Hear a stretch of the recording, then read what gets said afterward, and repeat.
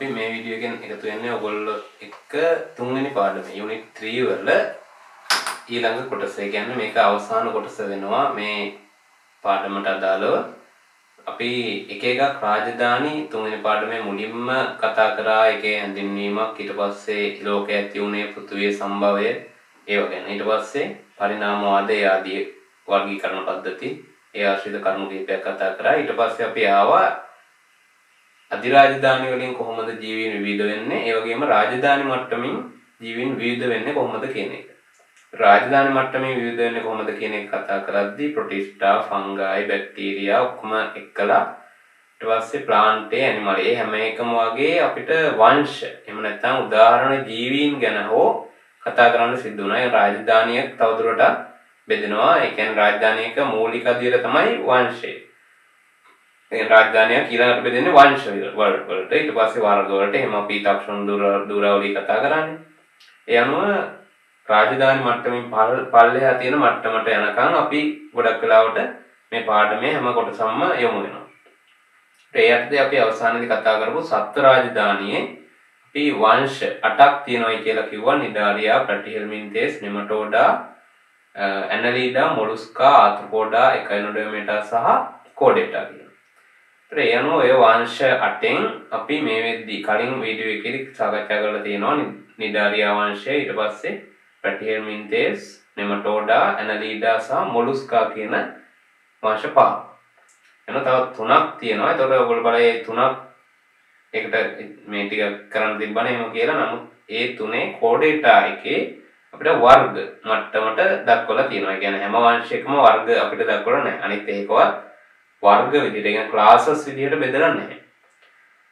නමුත් කෝඩේටා වංශයේ ක්ලාසස් වලට යනකම් දැනගන්න තියෙනවා. මොකද ඒ සම්බන්ධයෙන් කෝඩේටාවන්ගේ තමයි වර්තමානයේ වෙද්දී භෞමික පරිසරය තුළ විශාල විවිධත්වයක් තියෙන්නේ සහ අපිට වැදගත් වෙන්නේ ගොඩක් වෙලාවට කෝඩේටා වංශයේ සමාජිකයෝ. මොකද අපිත් කෝඩේටා වෙන්නේ. ඒ නිසා ඒකේ ටිකක් වැඩිපුර විස්තර අපි ඉගෙන ගන්නවා වර්ග වලටත් අදාළව. අපි එහෙනම් එදා අවසන් කරපු තැනින් කන්ටිනියු කරමු.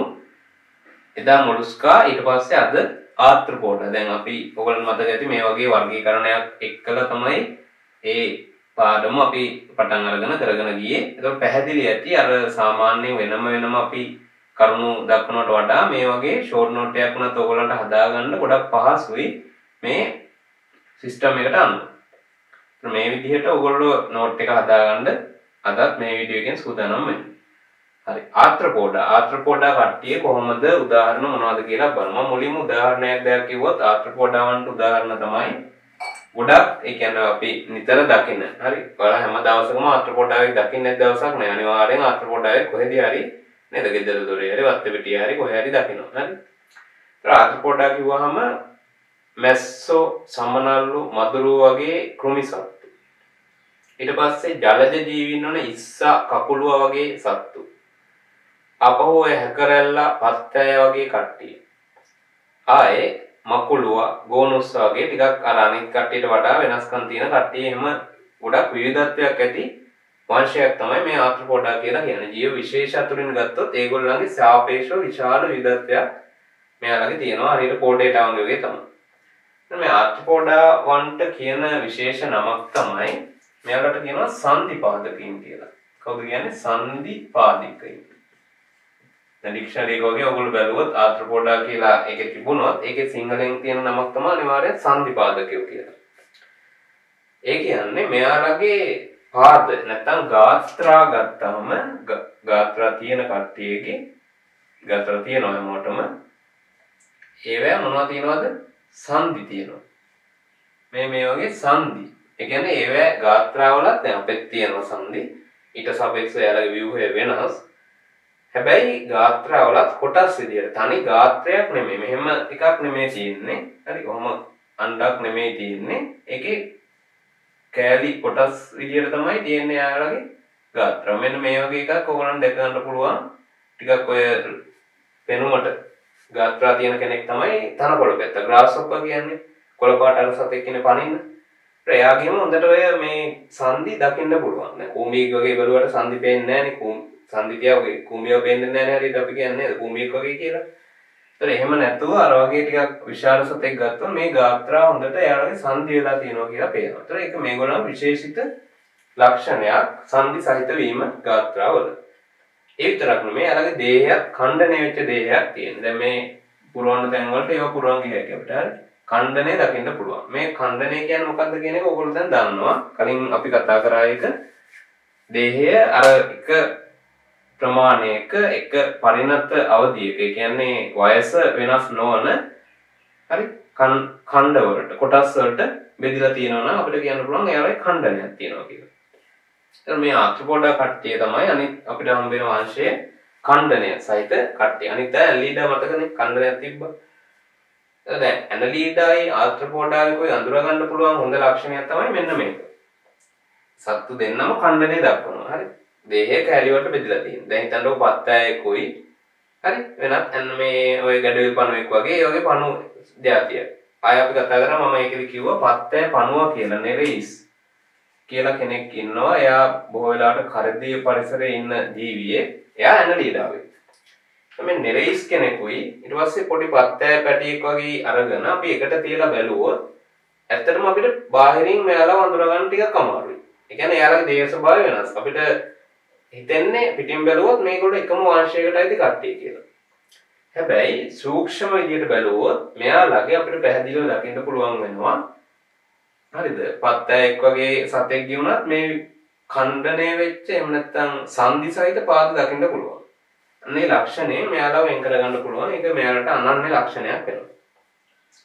යන මෙතන ඉඳලා අපි මේ ලිස්ට් එක බලාගෙන ගියොත් වාසස්ථාන විදිහට ආර්ථ්‍රෝපෝඩා කට්ටිය භෞමික වාසී ජීවිතයකට මුලින්ම හැඩගැහිච්ච අපි විවිධත්වයේ අර ජීවීන්ගේ සම්භවය ගැන කතා කරද්දී කතා කරා ආර්ථ්‍රෝපෝඩා සහ රෙප්ටීලියා කියන කට්ටිය ගොඩක් භෞමික ජීවිත වලට පුරු වෙච්ච කට්ටිය. රෙප්ටීලියා කියන වර්ගයක් නේ පොඩේටා වල වර්ගයක්. ඒක මෙතෙන්ට අදාළ ගන්න මේ මොකද මම කිව්වේ භෞමික ජීවිතය හොඳින්ම අනුවර්තනය වෙන කට්ටිය තමයි ඒගොල්ලෝ. ආර්ථ්‍රෝපෝඩාත් ඒ වගේ පෘථිවියේ මූලික අධ්‍යයනයේදී පෘථිවිය මතට ඇවිල්ලා ගොඩබිම වාසස්ථාන හදාගත්තු හොඳින් භෞමික ජීවිතයට අනුවර්තන වෙච්ච ජීවි. එනවා මේගොල්ලෝ භෞමික පරිසරයේ ජලජ පරිසරයේ දෙකේම අපිට දකින්න පුළුවන් වෙනවා. දේහ සංවිධානය ගත්තාම මේගොල්ලෝ ත්‍රිප්‍රස්තරයි අපි කතා කරා ඒවා මුලින් දැන් නේද අවශ්‍ය නැහැ. ත්‍රිප්‍රස්තර දේහයක් තියෙනවා මේගොල්ලන්ගේ. අපව සීලෝමයකුත් තියෙනවා. හරි සීලෝමයක් තියෙනවා. හැබැයි ඒක පොඩ්ඩක් වෙනස් වෙලා තියෙන්නේ. මේ වෙනස මෙතෙන්දි කතා කරනවා ආයක කතා කරන සංසරණ පද්ධතියක් අපි දාලා නැහැ. සීලෝමය මෙහෙමයි. ඒගොල්ලන්ගේ සීලෝමයක් හැදෙනවා විකසනයේදී සීලෝමයක් හැදෙනවා වුණාට පස්සේ කාලෙකදී මෙයාලගේ රුධිර සංසරණ පද්ධතිය විදිහට මේ කට්ටියගේ තියෙන්නේ අපේ වගේ ධමනී ශිරා කියන රුධිර නාල සහිත පද්ධතියක් නෙමෙයි. වාහිනී නෑ මෙයාලගේ පද්ධතියේ. මෙයාලගේ තියෙනවා කියන අපි විවෘත රුධිර සංසරණ පද්ධතිය. විවෘත සංසරණ පද්ධතියක් තියෙනවායි කියලා කියනවා කාගේද? ආර්ථ්‍රෝපෝඩාගේ. ඒ කියන්නේ මෙහෙමයි සරලව කිව්වොත් මෙයාලගේ හෘදයක් තියෙනවා. හිතන්නකො මෙහෙම ආර්ථ්‍රෝපෝඩා ජීවියෙක් ඔන්න මං අඳිනවා කරපොත්තෙක් කියලා හිතන්නකො නේ. එහෙම තියෙනවා. එතකොට මෙයාගේ ගත්තාම මෙයාගේ මෙහෙම හෘදයක් තියෙනවා. ඒ හෘදයෙන් පොඩි දමනික පොඩි නාලයක් හරි. ඒක දමනි කියන්නත් බෑ. දමනි කොටසක් ඇවිල්ලා තියෙනවා. ඒ කියන්නේ වාහිනියක් මේ විදිහට ඇවිල්ලා තියෙනවා. ඒකෙන් මොකද කරන්නේ? රුධිරය පොම්ප කරනවා. පොම්ප කරන්නේ කොහාටද? නිකන් දේහ අවකාශයට. වෙන විදිහින් කියන්න පුළුවන් ඒගොල්ලන්ගේ සීලෝමය මොකක් බවට පත් වෙලා තියෙනවද? අන්නේ කියන රුධිරය සහිත අවකාශය බවට පත් වෙලා තියෙනවා. ඒ රුධිරය සහිත අවකාශයට අපි කියන නම රුධිර හෙබ් කියලා. හරි? හෙබ්. හරි? රුධිර හෙබ් කියලා කියනවා. එහෙනම් මේ ආර්ථ්‍රෝපෝඩා කට්ටියට රුධිර හෙබක් තියෙනවා. විවෘත සංසරණ පද්ධතියක් තමයි දකින්න පුළුවන්. ඒ විවෘතයි කියන්නේ අපේ නම් නාල ඇතුලේ නෑනේ. පිහකින් වගේ කැපුණොත් තමයි විවෘත වෙන්නේ. ඒ මෙයාලගේ එහෙම නෙමෙයි. දේහය ඇතුලේ එහෙම නාල ඇතුලේ යන පද්ධතියක් නෙමෙයි තියෙන්නේ. කෙලින්ම මේ හෘදයෙන් රුධිරය දේහ අවකාශයට කෙලින්ම පොම්ප කරනවා. ඒක විවෘතයි. ඒ හින්දා මෙහෙම කියනවා. හරි. ඒතකොට සංසරණ ඒ කතාවත් හරි. ඒතකොට දේහ සංවිධානය ගත්තම ත්‍රිපස්තරික සීලෝමයේ ජීවීන් වෙනවා. නමුත් සීලෝමයේ ඒගොල්ලන්ගේ රුධිර හෙබක් බවට විකසනය වෙලා තියෙනවා. ඒ විදිහට අපි පැහැදිලි කරගත්තාම හරි. ඊට පස්සේ ඛණ්ඩණය වීම එක හරි ඛණ්ඩණය තියනවා කිව්වා සංදිසහිත පාත් තියනවා කිව්වා. ඊට පස්සේ මෙයාලගේ තියෙනවා දේහා වර්ණයක් ගැන කතා කළොත් හරි මෙයාලගේ තියෙනවා හැම කෙනාගේම වගේ දේහා වර්ණය. ආවරණය වෙලා තියෙනවා. මේ දේහා වර්ණය ගොඩක් වෙලාවට හැදිලා තියෙන්නේ කයිටින් වලින්. මොනවද කයිටින්? දැන් මේ නම කියද්දී ඔයගොල්ලන්ට මතක් වෙන්න ඕන. කයිටින් කියන්නේ මොනවද? පොලිසැකරයිඩ් එක. ග්ලූකෝසැමයින් කියන එකකේ පුනරාවර්තය වෙලා පුනරාවර්ත ඒකකයක් විදිහට බහුවවික්ක වෙලා තමයි කයිටින් කියන එක හැදිලා තියෙන්නේ. නයිට්‍රජන් අඩංගු පොලිසැකරයිඩ් එකක් වෙනවා කයිටින්. මේ කයිටින් වලින් තමයි මෙයාලගේ බහිස්සකිල්ල හැදිලා තියෙන්නේ. ඒතර ඔය මේ කකුල එක වගේ ගත්තාම එයාලගේ අර තියෙන්නේ පිටින් හරි. ඒකේ කයිටින් තියෙන්නේ ප්‍රධාන වශයෙන් හරි. පොත්ත වගේ අපි කියන්නේ ලිස්සන්ගේ ඔයගොල්ලෝ අයින් කරන්නේ. බත් කනකොට නේද? තුමාරු අයින් කරන්නේ නැහැ මොකano කාලා දානවා හරි. අර එහෙම අයින් කරන එක තමයි මේ හැදිලා තියෙන්නේ හරි. ඒතර ඒක කැරපොත්තන්ගේ කූඹින්ගේ හැමෝගෙම තියෙනවා. හරි ආර්ත්‍රොපොඩා ඕනෙම කෙනෙක්ගේ මේක අපිට දකින්න පුළුවන් වෙනවා. ඒතර මේ බහිස්සකිල්ල නිසා මේගොල්ලන්ට අපි කියනවා වර්ධනය සීමාකාරී වෙනවා. ඒ කියන්නේ මෙයාට දිගින් අකණ්ඩව වර්ධනය වෙන්න බෑ අපිට වගේ. ඇයි මොකද වෙන්නේ? ටිකක් වර්ධනය වෙනකොට මේ බහිස්සකිල්ලේ මෙයාට බාධා වෙනවා. හරි. දැන් සතා මෙහෙම හිතන්නකො. මෙහෙම සතෙක් ඉන්නවා ආර්ත්‍රොපොඩාවේ හිස තියෙනවා නේද? ඔහොම තියෙනවා. මේ ආර්ත්‍රොපොඩා වගේ මේ තියෙන මම ඇන්දේ මේ නිල් පාටින් තියෙන ඕගලන් පේන එක තමයි බයිසකිල්ල. සතාට මෙයාගේ ඇතුලේ තියෙන ඉන්ද්‍රියකාවක් වර්ධනය වුණාම වර්ධනය කරගන්න මොකක් වෙනවද? වර්ධනය කරගන්න අමාරුයි. ඇයි? ටිකක් වර්ධනය වෙනකොට මේ බයිසකිල්ල යට බාධාවක්. මෙයාගේ ආවරණයක් වගේ නේද? ඒක ලොකු වෙන්නේ නැහැ. ඒක අජීවී දෙයක් නේ. ජීවී සෛල වලින් හැදිච්ච එකක් නෙමෙයි මේ පොලිසකරඩේ හැදිලා තියෙන්නේ. හරි. නිකන් කව එකක් දානවා වගේ හරි. එතකොට මෙයාලා මොකද කරන්නේ? මෙයාලා ඒක හලනවා. මේක අයින් කරනවා. ඕනෙම ඔය කෘමි සතෙක් ගත්තාම ඕගොල්ලන්ට ඒක දකින්න පුළුවන් වෙනවා. ඔය විශේෂයෙන්ම කැරපොත්තු එහෙම. ඔයගොල්ලෝ දැකලා ඇති මේ හිටපු ගමන් ඉන්නවා සුදු පාට කැරපොත්තු.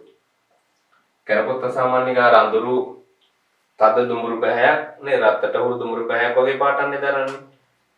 හිටපු ගමන් යනවා සුදු පාටේ. එතකොට කියනවා ඇලියුම් කියලා නේ. අර සුදු නයිනා වගේ නේද? ඇලි කැරපොත්. එහෙම නෙමේ. ඒගොල්ලෝ මේ හැව ඇරලා හරි කියන්නේ ඒගොල්ලන්ගේ බහිස්සකිල්ල අයින් කරලා. ඒ අයින් කරපුවම මේ අයින් කරපුවම ඔය සමහර තැන්වල දකින්න පුළුවන් ඒගොල්ලෝ අයින් කරනවා හරි. ඒතකොට අයින් කරපුවාම මේගොල්ලෝ ලා පැහැති. ඇයි ඒ බහිස්සකිල්ල නිකන් අර ලාවට හැදීගෙන එන අලුත් බහිස්සකිල්ල. එයාම ඒගොල්ලෝ වර්ධනය සම්පූර්ණ කරගන්නේ ඔන්න ඔය විදිහට. ඒ කියන්නේ එයාලා වර්ධනය වෙද්දී අර උරකින් මේක තියෙනවා හැවලනවා කියන එක. මොකද කියන්නේ හැව හැලීම.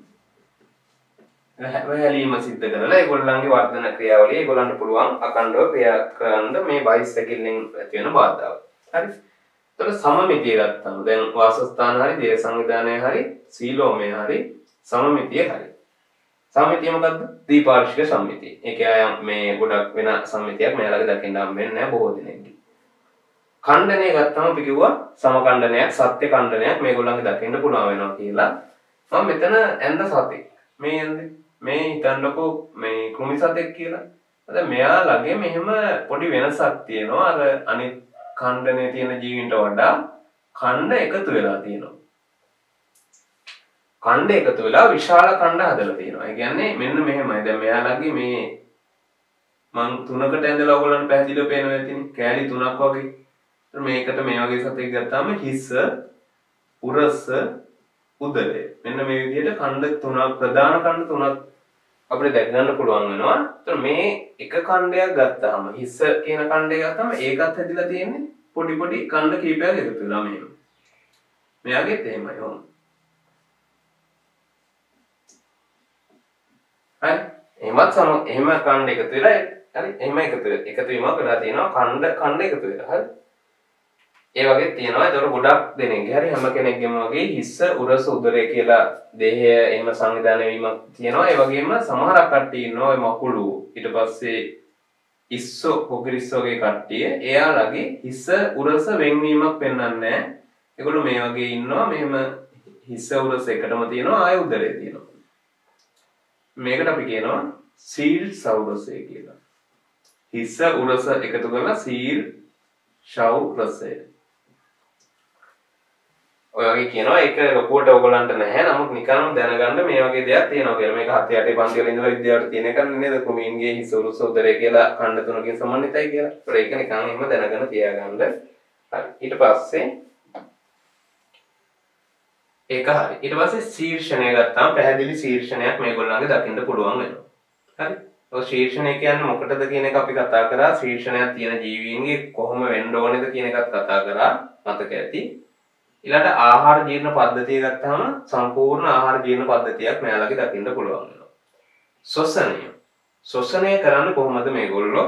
මේගොල්ලන්ගේ විශේෂිත වූ ශ්වසන ව්‍යුහ අපිට දකින්න පුළුවන් වෙනවා. විවිධත්වයක් තියෙනවා. හරි. ජීවීන් අතර එක ශ්වසන ව්‍යුහයක් නෙමෙයි. ලොකු විවිධත්වයක් තියෙනවා මෙයාලගේ ශ්වසන ව්‍යුහ අතර. සමහර කට්ටිය ජලක්ලෝම දරනවා.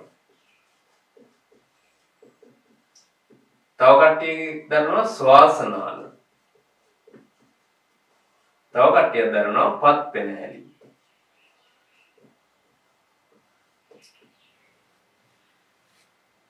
ජලක්ලෝම දරන්නේ ජලජ ඉන්නවනේ මේ ආත්‍රපෝඩාවන් ජලජ ආත්‍රපෝඩාවන් සියල්ලම ජලක්ලෝම වලින් ශ්වසනය කරනවා. ශ්වාසනාල දරන්නේ ගොඩක් වෙලාවට භෞමික ඉන්න කෘමි සත්තු ඊට පස්සේ ඔය මේ පත්තෑය වගේ කට්ටිය හැකරැල්ලා කියලා ඔයගොල්ලෝ කියන අය ඒ අය.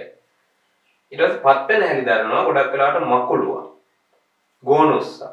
ඒ වගේ කට්ටිය. ඒ කියන්නේ ඒ අයලා ටිකක් අර අනිත් කට්ටියට වඩා වෙනස් කට්ටියක් වෙනවා. ඒකට හේතුව මෙයාලගේ සාමාන්‍යයෙන් ගත්තම කකුල් කීයක් තියෙනවා කියලා අපි කියන්නේ. ගොඩක් ආත්‍රපොඩාවේ කකුල් තියෙනවා 6ක්. පාද 6ක් තමයි ඒගොල්ලන්ගේ සමන්විත වෙන්නේ. හරි. හරි පාද 6න් පාද 6ක් තියෙනවා. පාද 6 අර මේ මකුළුව ගෝනුස් වගේ ඕගොල්ලෝ පාද ගණනලා බැලුවා පාද 8ක් තියෙනවා. ඒක අපිට පොඩ්ඩක් එතන වෙනස් කරගන්න පුළුවන් ඒගොල්ලන්ගේ හරිද? ඒ කට්ටිය අඳුර ගන්න ලක්ෂණයක් විදිහට මෙන්න මේ පාද 8ක් දැරීම කියන එක සලකන්න පුළුවන්. ඒත් ඒගොල්ලෝ මොනවද දරන්නේ? පත් පැනහැලි. හරි. මකුළුව ගෝනුස් වගේ කට්ටිය. ශ්වාසනාල දරන්නේ කෘමි සත්තු ඒ වගේ අනිකුත් භෞමික කෘමීන් අරගොල්ලෝ ජලක්ලෝම. ඊට පස්සේ බහිස්රාවී ව්‍යුහය ශ්වසන ව්‍යුහය හරි පද්ධතියක් විදිහට ඒවා සකස් වෙලා තියෙනවා. බහිස්රාවී ව්‍යුහ ගත්තාම බහිස්රාවී ව්‍යුහ විදිහට තියෙනවා මෙන්න මේවා මැල්පීගීය නාලිකා. සමස්තයම මේවා තමයි දරන්නේ. මැල්පීගීය නාලිකා. මේවා සූක්ෂම ව්‍යුහ අවශ්‍ය වෙන්නේ නැහැ ඕගොල්ලන්ට. නිකන් නම දැනගත්තාම ඇති මෙන්න මේවා තමයි තියෙන්නේ කියලා. ඉහළට ඕගොල්ලෝ හයි ස්ටඩීස් කරොත් ෂූලොජි වලට වගේ ඔය දේවල් ගැන වැඩිදුර අධ්‍යයනයක් කරන්න පුළුවන්. අපි අපෝ ටික මේවා කතා කරනවා බයිස්රාවී පද්ධතිය පටන් ගත්තාම ශ්වසන පද්ධතිය පටන් ගත්තාම ශ්වසනයට අදාළ ජීවීන්ගේ මේවා කතා කරනවා ටිකක්. මොකද ලොකුවට කොහොමත් ඒවා යන්නේ නැහැ වැඩිදුර ඉස්සරහට. ඊළඟ ස්නායු පද්ධතිය ගත්තාම හොඳ මේගොල්ලන්ගේ ස්නායු පද්ධතියක් සමන්විත වෙනවා. හරි. මෙහෙම කියනවා ඒකට ආදි පෘෂ්ඨීය මොළයක් සහිත ස්නායු පද්ධතියක් කියලා. ආදි පෘෂ්ඨීය මොළය සහිත ස්නායු පද්ධතියක් තියෙනවා කියලා කියනවා. ඒ කියන්නේ මෙහෙම දෙයක්. මෙයාලගේ හොඳ මොළයක්. ඒ කියන්නේ හොඳට මොළය විකසනය වෙලා තියෙනවා මේ විදිහට ගැන්ග්ලියාවක් විදිහට මෙයාලගේ හිස ප්‍රදේශය ගත්තාම. ඒතරේ මේ මොළයයි ආදි කියලා කියන්නේ. ඒකට ඉංග්‍රීසි ටර්ම් එක ගත්තොත් ප්‍රිමිටිව්. ඒ කියන්නේ අපේ මොළයට ගොඩක් වෙලාවට අර ඒ තරම් අපේ මොළේ තරම් සංකීර්ණ නොවනට මුලින්ම ජීවියෙක් තුල හම්බෙන වර්තමාන උසස් ජීවීන්ගේ මොළයට නෑකම් කියන මොළයක් වගේ මේගොල්ලන්ගේ දකින්න පුළුවන්. ඒකයි ආදි කියන්නේ. તો පරණ කියන එක නෙමෙයි හරි. ඒ වගේ මේ අර ගොඩක් සංකීර්ණ මොළයක් මේගොල්ලන්ට තියෙනවා. ඒ මොළයකින් සමන්විත වෙච්ච ස්නායු පද්ධතියක් දරනවා කියලා කියනවා කවුද?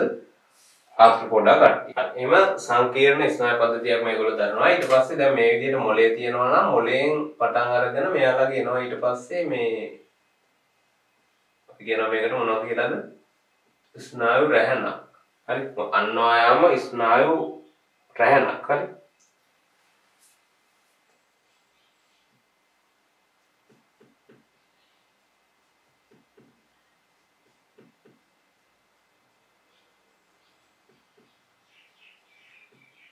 මෙන්න මේ විදිහට දැන් මේ ඉන්නේ කවුද?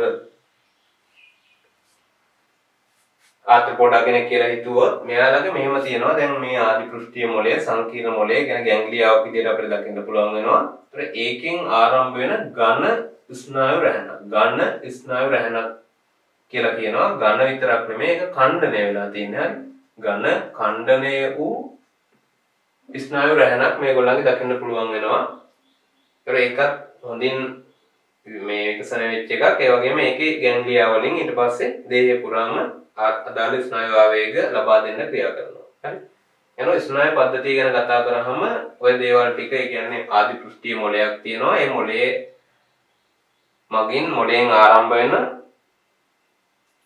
ඝන ඛණ්ඩනය වූ ස්නායු රැහනක් අන්වායාමව ඒගොල්ලන්ගේ දේහය තුල තියෙනවා. ඒතර මේ ස්නායු රැහන ගත්තාම මේක තියෙන්නේ උදරීය කියලා. ඒ කියන්නේ මේ ඝන ඛණ්ඩනය වූ කියන එකට තව ලක්ෂණයක් විදිහට අපිට දාන්න පුළුවන් උදරීය.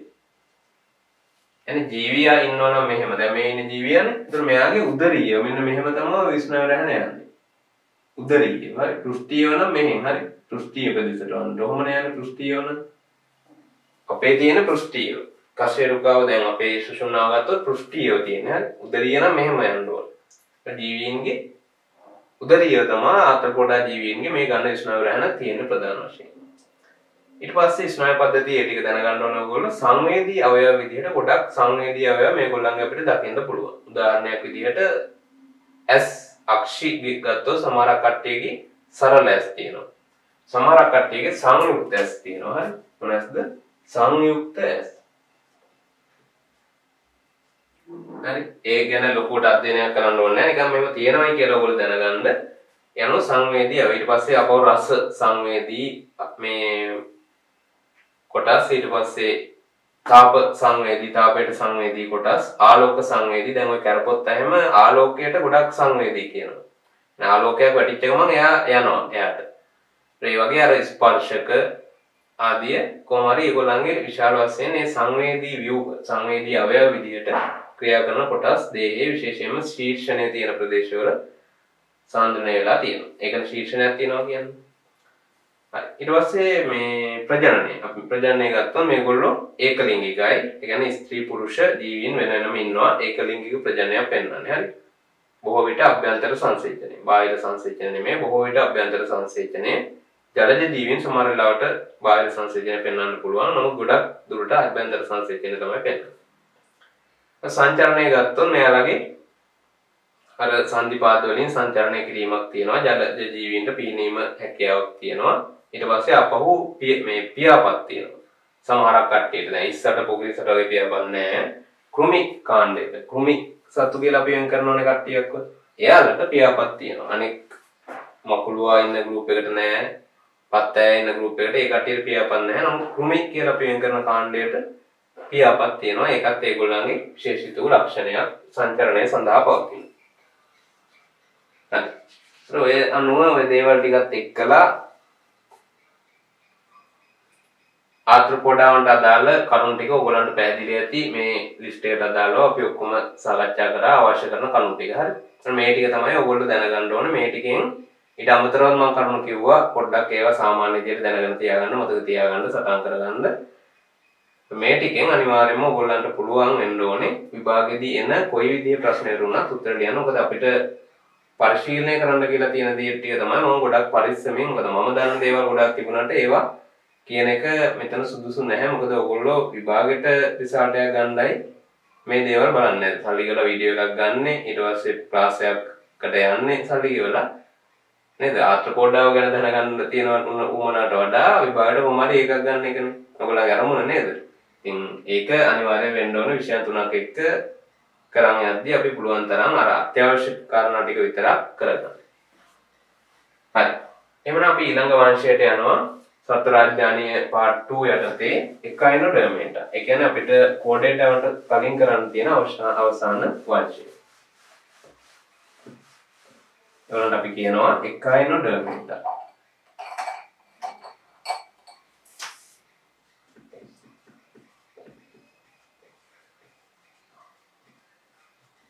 මෙයාලා ටිකක් විතර වෙනස් වූ වංශයක්. හරි. ටිකක් විතර වෙනස් වූ වංශයක්. ඒ අයගේ දැන් අර මේ සෑහෙන දියුණුවකින් දැන් මුල් මේ නිදාරියන් පටන් ගත්තයින් පස්සේ ජීවීන්ගේ තිබ්බනේ ටිකක් දියුණු වීමක් නේ. දැන් අපි කලින් කතා කරපු ආර්ථ්‍රෝපොඩාවන් ගත්තාම අර සාපේක්ෂව ඒගොල්ලන් පැවැත්ම නේ භෞමික ජීවිතයේ පැවැත්ම ඊට පස්සේ පද්ධති සියල්ලම වගේ තිබුණානේ. ආහාර ජීර්ණ ශ්වසන බහිෂ ඔක්කොම වගේ තිබුණා. ශීර්ෂණයක් තිබුණා.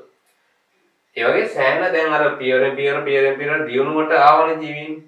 හැබැයි මේ එකයිනොඩර්මේටා කට්ටිය ගත්තාම අපිට පුදුමත් හිතෙනවා මේ කට්ටිය නිකන් හරි නොදියුණු ජීවි කාණ්ඩයක් විදිහට තමයි තවමත් පවතින්නේ. එහෙම ලොකුවට පැතිරිච්ච ස්වභාවයකුත් මේගොල්ලන්ගේ දකින්න නැහැ.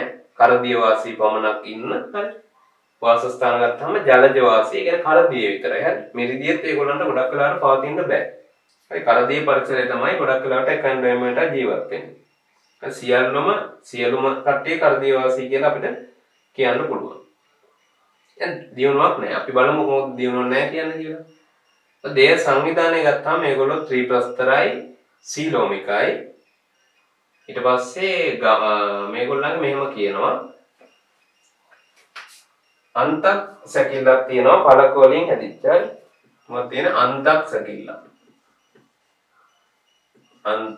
සැකිල්ලක් තියෙනවා දැන් කෘමීන්ට ආර්ථ්‍රොපොඩාන්ට තිබ්බේ බහි සැකිල්ලක් කයිටිනමය ආවරණයකින් සහිත බහි සැකිල්ලක් තිබ්බේ මේගොල්ලන්ට තියෙනවා අන්තක් සැකිල්ලක් එකන්ඩ්‍රොමේටාවන්ට පළක හරි ඔය විවිධ khනිජ ද්‍රව වලින් හැදිච්ච පළක සමරු පළක කියලා කියන්නේ ඒ වගේ කොටස්. ඒ කියන්නේ තනි දැන් අපේ නම් අස්ථි පද්ධතිය ගත්තාම එහෙම නෙවෙයි නිකන් කෑලි වගේ වම. පළක වලින් හැදිලා තියෙන්නේ. මේව දැන් අතර පොඩ මේ එකන්ඩ්‍රොමේටාවෙක්ගේ බාහුවක් ගත්තොත් මේ බාහුවේ මෙහෙම මේ පළක විදිහට ඔම තියෙනවා අන්තක් සැකිල්ල. මේක තියෙන්නේ යටින් අපිට එළියට පේන්නේ නැහැ. මේ වගේ පළක. හරි ඒවා සමකින් ආවරණය වෙලා තියෙන්නේ. හරි සමකින් වගේ ඒකට අපි කියනවා තුනී අපිචර්මයක් කියලා. තුනී අපිචර්මයකින් ආවරණය වෙලා තමයි තියෙන්නේ. ඒ නිසා අපිට පේන්නේ නැහැ. ඒතකොට ඒ ආවරණය විවිධ වර්ණ ගන්නවා. එක විදිහේ හරි ඒකේ සමහරවිට කටු වගේ තියෙනවා. ඒ අනුව මේ ජීවීන් ගොඩක් අර විසිතුරු බවක් සහිත ජීවීන් බවට පත් වෙලා තියෙනවා. ඒ දේහ සංවිධානය ගැන කිව්වේ. ඒතකොට ගොඩක් වෙලාවට සීලෝමික ත්‍රිප්‍රස්තර ජීවීන් වෙනවා. නමුත් සීලෝමය ගත්තාම ටිකක් ක්ෂීණ වෙච්ච සීලෝමයක් තියෙනවා. එහෙම ලොකුවට අර ඇනිල්ඩාවන් වගේ හොඳ පැහැදිලි සීලෝමයක් අපිට දකින්න හම්බුන්නේ නැහැ. ඊළඟට සම්මිතිය ගත්තාම ගොඩක් වෙලාවට අපි කියනවා මෙයාලා පංචාරීය සම්මිතියක් දරනවා කියලා. පංචාරීය ගොඩක් කට්ටිය. ඒ කියන්නේ මේකට අයිති එක්කෙනෙක් තමයි පසඟිල්ල කියලා කියන්නේ. බහුලව ඉන්න කෙනෙක් පසඟිල්ල. මේ පසඟිල්ලගේ තියෙන්නේ පංච අරිය සම්මිතිය.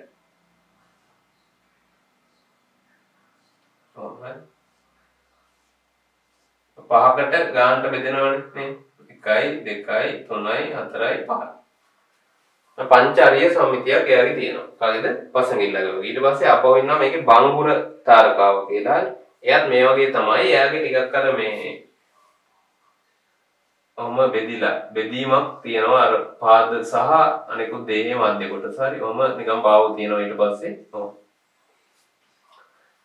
හරි ඒතර එයාගේ පංචාරීය සම්මිතියක් අපිට දකින්න පුළුවන් වෙනවා ඒ අනුව සම්මිතිය හරි ඊට පස්සේ ඛණ්ඩනයක් පෙන්වන්නේ නැහැ ඛණ්ඩනයක් නැහැ මෙයාට ශීර්ෂණය ගත්තාම ශීර්ෂණයක් නැහැ ඒකනේ කිව්වේ ටිකක් නොදියුණුයි කියලා නේද එහෙම ඊට පස්සේ මේව ගත්තාම ආහාර ජීර්ණ පද්ධතිය අපි කියනවා සම්පූර්ණ ආහාර ජීර්ණ පද්ධතියක් තියෙනවා මුඛය සහ ගුදය සහිතයි ජීවියාගේ යටපැත්තේ තමයි මුඛය තියෙන්නේ හරි දැන් පසඟිල්ල මේ පසඟිල්ල මම ටිකක් මෙහෙම ඇන්දොත් ඒ කියන්නේ එයාගේ පැත්තෙන් බලලා වගේ ඇන්දොත් එයාගේ මෙහෙම තමයි මුඛය තියෙන්නේ මෙතන මෙහෙ තමයි මුඛය තියෙන්නේ හරි උඩ තමයි ගුදය තියෙන්නේ මේ මුඛය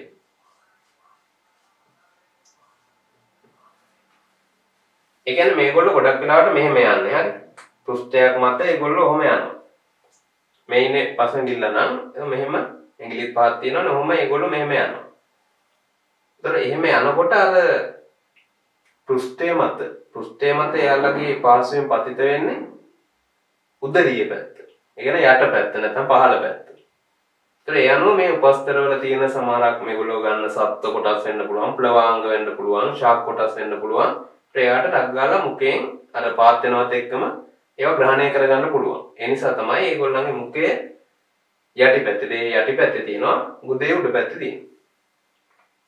ඊට පස්සේ මේගොල්ලන්ගේ සංචරණය ගත්තත් මෙතන අපි සංචරණය ගැන කතා කරොත් සංචරණය ගොඩක් සෙමෙන් ගමන් කරන ජීවීන් විදිහට හරිය එහෙම නැත්නම් ඔත් ජීවිතයක් ගත කරනවා.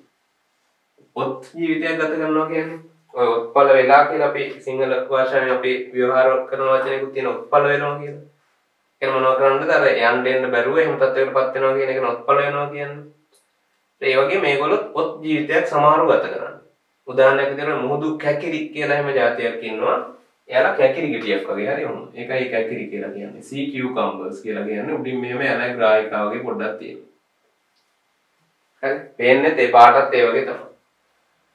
ඒතර ඔය වගේ ජීවීන් ගොඩක් වෙලාවට ඔත් ජීවිතයක් ගත කරනවා. ඊට පස්සේ මුහුදු ලිලි කියලා තියෙනවා. මුහුදු මේ ලිලි කියන මල් වර්ගයන් ඒ වගේ යඩයක් තියෙන ලස්සන එකන්ඩෝමෙන්ටා වර්ගයේ කට්ටිය. ඒ ඔත් ජීවිතයක්. එහෙම නැත්නම් මේ පසංගිල්ල වුණත් අර මේ මාළුවෙක් වගේ පීනගෙන වේගයෙන් යන්න බෑ. ගොඩක් හිමින් අර ඇල්ලත් එක්ක වගේ තමයි ඒගොල්ලෝ ගමන් කරන්නේ.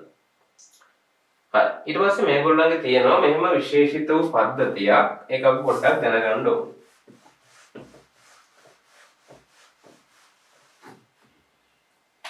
ජල වාහිනී පද්ධතිය කියලා මෙයාලගේ ටිකක් අනිත් ජීවීන්ගෙන් නොදකින මෙයාලටම පමණක් විශේෂිත වූ පද්ධතියක් මේ ජල වාහිනී පද්ධතිය කියන්නේ.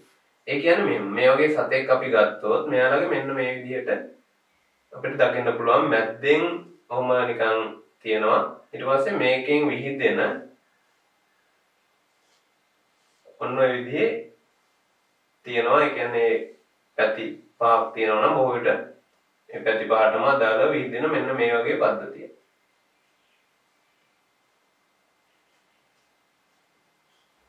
මේකෙන් මෙහෙම තියෙනවා. ඒ කියන්නේ මෙයාලගේ මෙහෙම මේ යාන්ත්‍රණයක් තියෙනවා. මුහුදු ජලය අවශෝෂණය කරගෙන ඒ මගින් මෙන්න මේ තුල මේ පද්ධතිය තුල එයාලා සංසරණයක් කරනවා. මේ විදිහම සංසරණයක්. ඒතකොට මේ හරහාත් ඒවා යනවා. ඒකෙදි දායක වෙනවා එයාලට ශ්වසන වායු ආදිය ලබා ගැනීමත් ඒ වගේම බහිස්රාවී කටයුතු සඳහා සහාය වීමත් මේ පද්ධතියෙන් තමයි වැඩිපුර කෙරෙන්නේ. සංසරණ පද්ධතිය ගැන කතා කරනවානේ. සුදු සංසරණ ගැන පද්ධතිය කතා කරනකොට මෙයාලගේ විම විශේෂිත සංසරණ පද්ධතියක් වාහිනී කියලා වෙනම දකින්න හම්බෙන්නේ නැහැ. මේ ජල වාහිනී පද්ධතියත් එක්ක ආශ්‍රිතව තමයි මෙයාලගේ සංසරණ පද්ධතියත් ක්‍රියාත්මක වෙන්නේ. සංසරණ පද්ධතිය. එතන ජල වාහිනී පද්ධතිය මෙහෙම දල ව්‍යුහයක් තියෙනවා. ඊට අමතරව මෙයාලගේ තියෙනවා මෙන්න මෙහෙම ව්‍යුහයක් නාල පාද. ඒ කියන්නේ මේ නාලයෙන් එන කොටස් හරි. ඒවා අකණ්ඩව සම්බන්ධයි. මේ නාල පාද වලින් මෙයාලා සංචරණය සහ පෝෂණය. සංචරණය සහ පෝෂණයට මේ නාල පාද භාවිත කරනවා. ඒ කියන්නේ පසඟිල්ලෙක් අරගෙන බැලුවොත් එයාලගේ ගොඩක් වෙලාවට මෙහෙම බාහුව තියෙනවා. බාහුවේ යට පැත්තේ වගේ. හරි ඔම පසඟිල්ලෙක් අපි ගත්තොත් මෙයාගේ මේ බාහුවේ යට පැත්තේ වගේ තියෙනවා මෙන්න මේ වගේ ව්‍යුව. ඔය වගේ ව්‍යුව අපිට දකින්න පුළුවන් වෙනවා. ඒ ව්‍යුව වලින් තමයි එයා සංචරණය කරන්නේ. ඒ වගේම ආහාර පෝෂණය වගේ දේවල් ලබා ගැනීමටත් ඒක එයාලා උදව් කරගන්නවා, උපයෝගී කරගන්නවා. මොනවද ඒවට කියන්නේ? නාල පාද. ජල වාහිනී පද්ධතියත් එක්කත් ඒවා සම්බන්ධයි. ඒතකොට ඒ අනුව එයාලගේ පෝෂණ කටයුතු කරගන්නත් ඒ වගේම අනෙකුත් බහිස්රාවී ශ්වසන වගේ පද්ධති වලින් කෙරෙන කාර්යය කරගන්නත් ඒ ජල වාහිනී පද්ධතිය යාලට උපයෝගී වෙනවා. ඒකදි කරන්නේ කෙලින්ම මුහුදු ජලය ගන්නවා අරගෙන ඒක තමන්ගේ දේහය තුල සංසරණය කිරීම. සර්කියුලේෂන් එකක් යනවා පද්ධතිය ආකාරයේ සැකස්ම අනුව. ඒ අද්දී ඒකට අවශ්‍ය පෝෂක වායු තියෙනවා ලබා ගැනීම බහිස්රාවී විවහත් කරන්න පුළුවන්. අපේ රුධිරය සංසරණය වෙනවා හා සමානයි. එයාලගේ විශේෂිත වූ යාන්ත්‍රණයක් ඒ නිසා. හරි.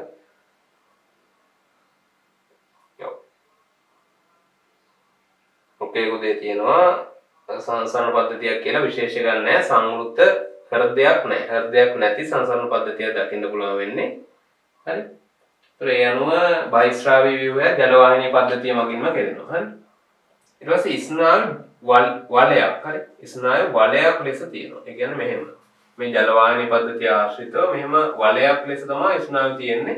ඊට පස්සේ ඒකෙන් අරිය විහිදෙන ස්නායු තන්තු තියෙනවා.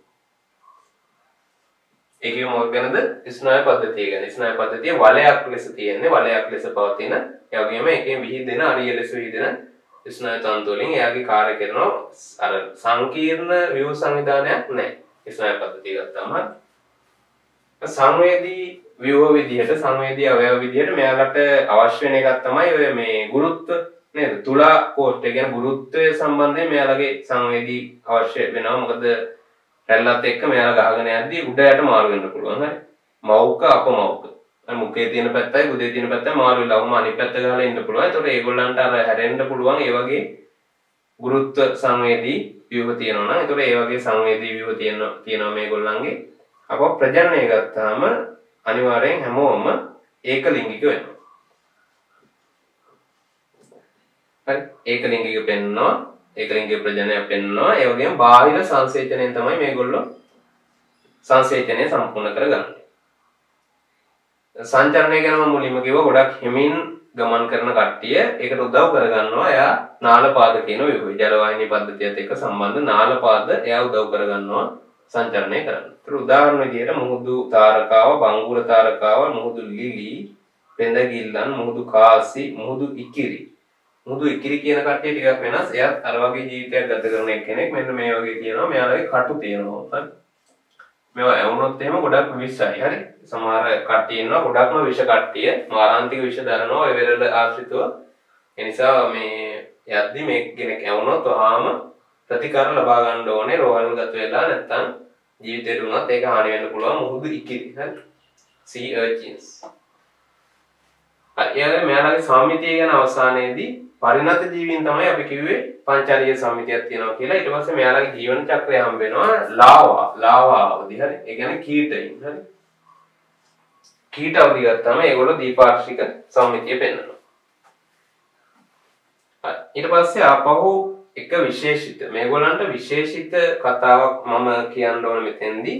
ඒ තමයි මෙන්න මේක. මෙහෙම පොතේ තියෙනවා. ඒක දැන් වෙනම මේකට සම්බන්ධ කරන්නේ නැතුව මේ ලිස්ට් එක දැන් ඔයගොල්ලන්ට හුරු වෙන්නේ. පුළුවන්නේ. ගැටලුවක් නැහැ. වාසස්ථාන, දේව සංවිධානය හරි සීලෝමයක් තියෙනවද නැද්ද කිව්වා. ශීන වෙලා කිව්වා. සම්මිතිය පරිණත කට්ටිය පංචාරීයයි කීටවදි දීපාර්ශ්වික සම්මිතිය පෙන්වනවා. ඛණ්ඩනයක් අපිට දකින්න හම්බෙන්නේ නැහැ. ශීර්ෂණයක් නැහැ. ආහාර ජීවන පද්ධතිය සම්පූර්ණ එකක්. මුඛයේ කුදේ තියෙනවා. ජලවාහිනී පද්ධතියත් ආශ්‍රිතව තමයි මේ ක්‍රියාවලිය සිද්ධ වෙන්නේ. නැත්නම් ශ්වසන බහිස්රාවී ස්නායු ශ්වසන බහිස්රාවී කියලා විශේෂයෙන් නැහැ. ඒවා ජලවාහිනී පද්ධතිය ඔස්සේ සිද්ධ වෙනවා. ස්නායු වලයක් ලෙස පවතිනවා. අරිය ස්නායු තන්තු විහිදෙනවා. සංවේදී අවයව විදිහට සංවේදී අවයව මේලා දකින්න පුළුවන් වෙනවා. ගුරුත්වයට සංවේදී ව්‍යුහ වගේ. ප්‍රජනනය ගත්තාම ඒකලිංගිකයි බාහිර සංසේචනය පෙන්නනවා. සංචරණය ඊතා හිමින් සිදුවන සංචරණයක් වගේම ඔත් ජීවිතයක් ගත කරන කට්ටියක් ඉන්නවා. ඔය ටික තමයි ප්‍රධාන වශයෙන් එතකොට තියෙන්නේ. අර පළක වලින් තියෙන අන්තක්ෂකිල්ලක් තුනී අපි චර්මයෙන් ආවරණය වෙලා තියෙනවා. ඒ දේවල් හරින්නේ. හරි. අවසානයේ මෙන්න මේ කතාව කියලා කියපුවම මේක හරි අවසාන වෙනවා. දැන් මේකේ අවසානයේ මේ වගේ කතාවක් කියනවා අපි මේ එකන්ඩියමේටා කට්ටිය ඔක්කොම අල්ලා ඩියුටරොස්ටෝමියා කට්ටිය ඩියුටරොස්ටෝමියා වංශිකයන් වෙනවා කියලා. කවුද? එකයිනොඩර්මේටා. අපි දැන් ඉන්නේ එකයිනොඩර්මේටා වංශයේ සියලුම ලක්ෂණ අපි සාකච්ඡා කරා. ඒ කරලා දැන් අර විශේෂිත ටිකක් එක වෙනස් වීමක්. මේක ඇත්තටම දේහ සංවිධානයට තමයි අයිති වෙන්නේ. නමුත් මම එතෙන්දි කිව්වේ නැත්තේ ටිකක් මේක ඔයගොල්ලෝ වෙනම විස්තර ඇතුව දැනගන්න ඕනේ. තියෙන මෙච්චරයි. ඔයගොල්ලන්ට මේ සතුන් ඩියුටරොස්ටෝමියාවන් වේ කියලා දැනගන්න එක විතරයි. නමුත් කෙනෙකුට ප්‍රශ්නයක් වෙන්න පුළුවන් ඩියුටරොස්ටෝමියා මොකක්ද යම්තු නම කියලා. ඒක මෙහෙමයි වෙන්නේ. දැන් අපි දන්නවා ජීවියෙකුගේ ආරම්භය ගත්තයින් පස්සේ ශුක්‍රාණුව ඩිම්බයක් එකතු වෙලා එයාගේ යුක්තාණුව හැදෙනවා. එතන මේ යුක්තාණුව බෙදිලා ගිහිල්ලානේ සෛල මුලින්ම මෙන් බෙදෙනවා. ඊට පස්සේ මේක අපව හරි දෙගුණ වෙනවා, හතර ගුණ වෙනවා, එහෙම දෙක හතරක් වෙනවා, හතර අටක් වෙනවා. එහෙම යන්නේ නේද? එහෙම මේක විශාල සෛල ගොනුවක් බවට පත් වෙනවා. එතන මේ සෛල ගොනුව තියෙන එක්තරා එක් අවදි තියෙනවා. දැන් ප්‍රජනනය පාඩම කරන්න ගත්තාම මානවයාගේ විකසනය, කලල විකසනය සිද්ධ වෙන්නේ කොහොමද කියන එක පැහැදිලිව කතා කරනවා. මෙහෙම ජීවීන්ගේ සෛල සෑහෙන ප්‍රමාණයක් හරි යම් ප්‍රමාණයක් එකතු වුණායින් පස්සේ හැදෙනවා යම් කිසි ව්‍යුහයක්. ඒකට අපි නමක් කියනවා මෙන්න මෙහෙම. හරි සෛල ගොන්නක් හැදෙන්නේ මෙහෙම. හරි විශාල මේකේ සෛල හරි හැමතැනම සෛල විශාල ගණනක් සමන්විත ව්‍යුහයක් මෙහෙම ඇති වෙනවා. හරි මේ වගේ එකකට අපි කියනවා මොකක් කියලාද? බ්ලාස්ටුලාව කියලා. බ්ලාස්ටුලාව. ඒ කියන්නේ අර යුක්තාණු බෙදිලා සෛල ගානක් ඇති වෙලා ඒතර විකසන අවධියකට යන්න මග බලන් ඉන්න කෙනෙක් වගේ තමයි අපිට හඳුනන්න පුළුවන් බ්ලාස්ටුලාව. ඒක සත්ත්ව රාජධානිය අපිට දකින්න පුළුවන් වෙන ව්‍යුහය. එතන මෙන්න මේ බ්ලාස්ටුලාව ඇතුණෙන් පස්සේ මේ බ්ලාස්ටුලාවේ ජිත්‍රයක් ඇති වෙනවා. මොකද තියෙන්නේ බ්ලාස්ටුලාවේ ජිත්‍රයක් ඇති වෙනවා. ඒ කියන්නේ සිදුරක්. කොහොම සිදුරක් ඇති වෙනවා. මෙන්න මේ ව්‍යුහය. හරි. මේ සිදුරට අපි කියනවා බ්ලාස්ට් ජිත්‍රය කියලා. මොකද කියන්නේ බ්ලාස්ට් ජිත්‍රය.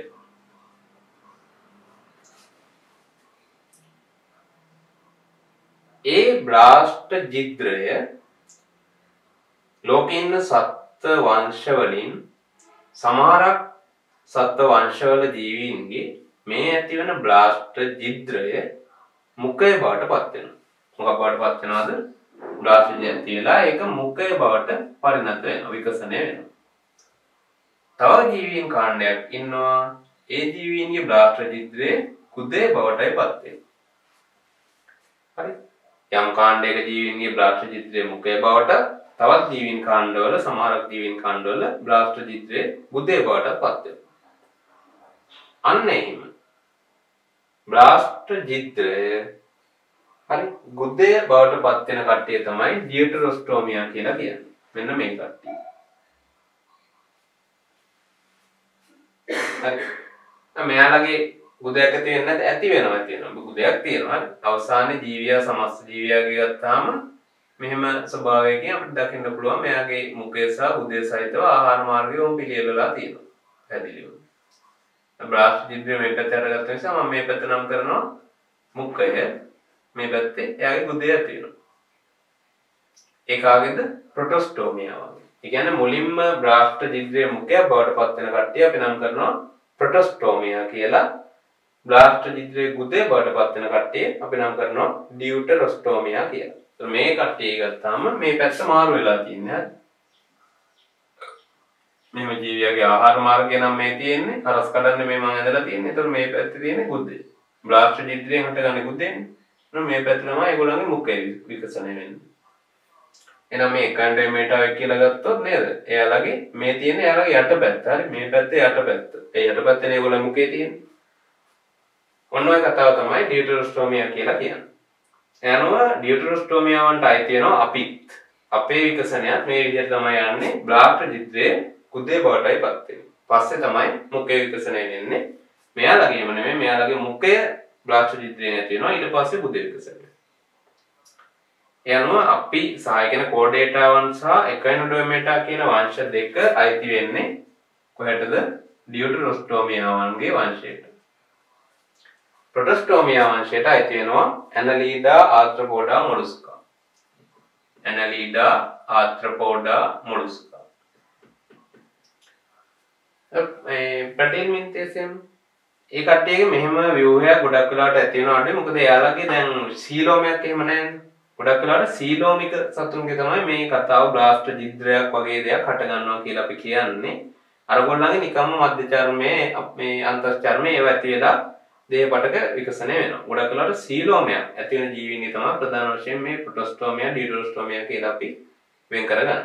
යනවා ඔන්න ඔය සත්ව කාණ්ඩ ටික ප්‍රොටොස්ටෝමියා වෙනවා. අර එකන්ඩෙමේටා සහ කෝඩේටා වල කට්ටිය ඩියටරොස්ටෝමියා බවට පත් වෙනවා. මේ කිව්වේ ටිකක් මේ කරුණු ඕගොල්ලන්ට අවශ්‍ය වෙන්නේ නැහැ. මේ කරුණු සඳහන් කරන්නේ නැහැ.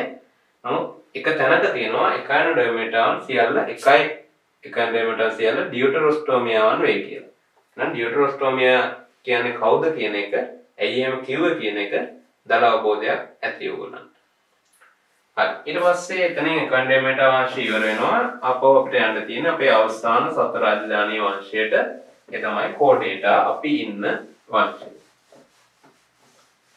හරි. ඒතර කෝඩේටාවන් ගත්තාම මුලින්ම කෝඩේටා ගැන කතා කරන්න සඳහන් කරන්න කලින් අපි දැනගන්න ඕනේ කෝඩේටාවන්ගේ තියෙන පොදු ලක්ෂණ ටික. ඒකට අපි කෝඩේටාවෙන් මම අඳිනවා. මේ අඳින මොකෙද්ද? කෝඩේටාවෙක්. පණුවෙක් වගේ. ඔව් ඔව් එහෙම තමයි. ඒක දල රූප සටහනක් නිකන් මේ ඇත්ත ලෝකේ ඉන්න ජීවියෙක් නෙමෙයි. මම නිකන් මේ පොදු ලක්ෂණ කෝඩ් ඩේටාවකට පොදු ලක්ෂණ ටික දාන්න නිකන් මම ඇඳලා හරි. ඔයගොල්ලන්ට ඕන කකුල් දාලා මොකක් හරි ඇඳ ගන්න හරි මිනිහෙක් ඇඳත් කමන්නේ. හරි. එයාලා මෙයාලගේ මෙන්න මෙහෙම දෙයක් මුලින්ම තියෙනවා. මෙන්න මෙහෙම එකක් තියෙනවා මුලින්ම. මොකක්ද තියෙන්නේ මේ?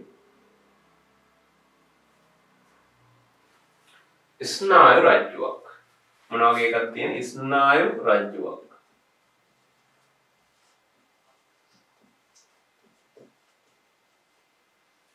මෙයාලගේ දේහයේ පෘෂ්ඨීයව පවතින කුහරමය නාලාකාර. මේ කියන කරුණු ගොඩක් වැදගත්. හරි MCQ වලට එහෙම ඔයගොල්ලන්ට ඔය කරුණු තමයි මාරු කරලා පටලවලා දෙන්නේ. මොන වගේ ස්නායු රජ්ජුවක්ද තියෙන්නේ? කුහරමයයි. නාලාකාරයි. හරි.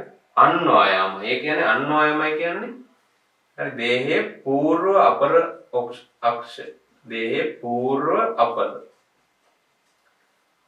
අපර අක්ෂය ඔස්සේ දිගටම තියෙනවා නම් ඒවට අපි කියනවා අන්වායාමයි කියලා. ඒ අනුව අපිට කියන්න පුළුවන් පෘෂ්ඨීය අන්වායාම හරි පූර්ව අපර අක්ෂය ඔස්සේ තියෙන කුහරමය නාලාකාර මොකක් තියෙනවා කියලාද? ස්නායු රජ්ජුවක් තියෙනවා. කුහරමය නාලාකාර ස්නායු රජ්ජුවක්. ඒක ගොඩක් වැදගත්. හරි කුහරමය නාලාකාර. ඒ කියන්නේ මෙයාලගේ රස් කඩක් ගත්තොත් ස්නායු රජ්ජුව මෙහෙම ඇතුලෙන් කුහරයක් අපිට දකින්න පුළුවන් වෙනවා. මේක තමයි ස්නායු රජ්ජුව තියෙන කපල වැලුව. ඊළඟට තියෙනවා ඔය ස්නායු රජ්ජුවට පහලින් තවත් ප්‍රත්‍යස්ත මෙන්න මේ වගේ වේව්.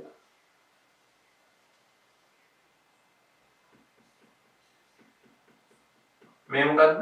මේකට අපි කියනවා පෘෂ්ඨ රජ්ජුව කියලා. පෘෂ්ඨ රජ්ජුව.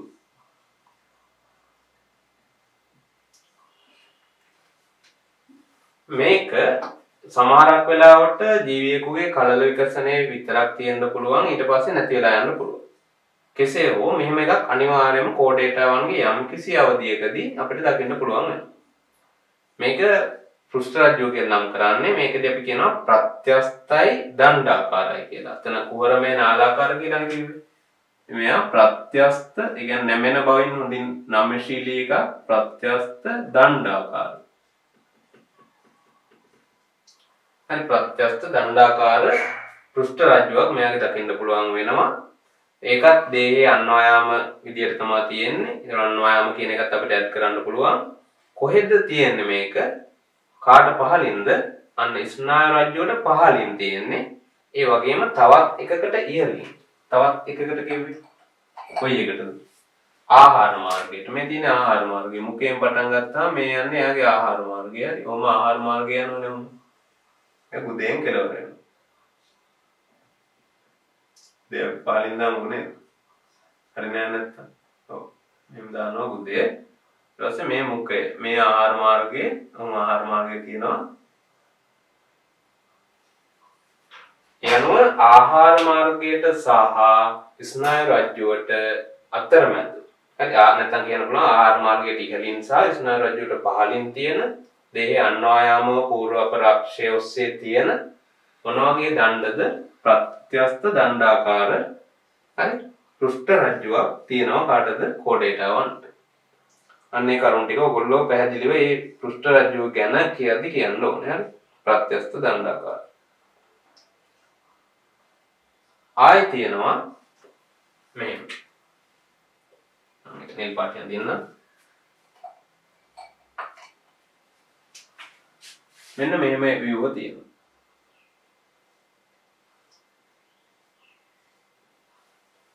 මේවට අපි කියනවා ග්‍රසනික ජලක්ලෝම පැලුම් කියලා.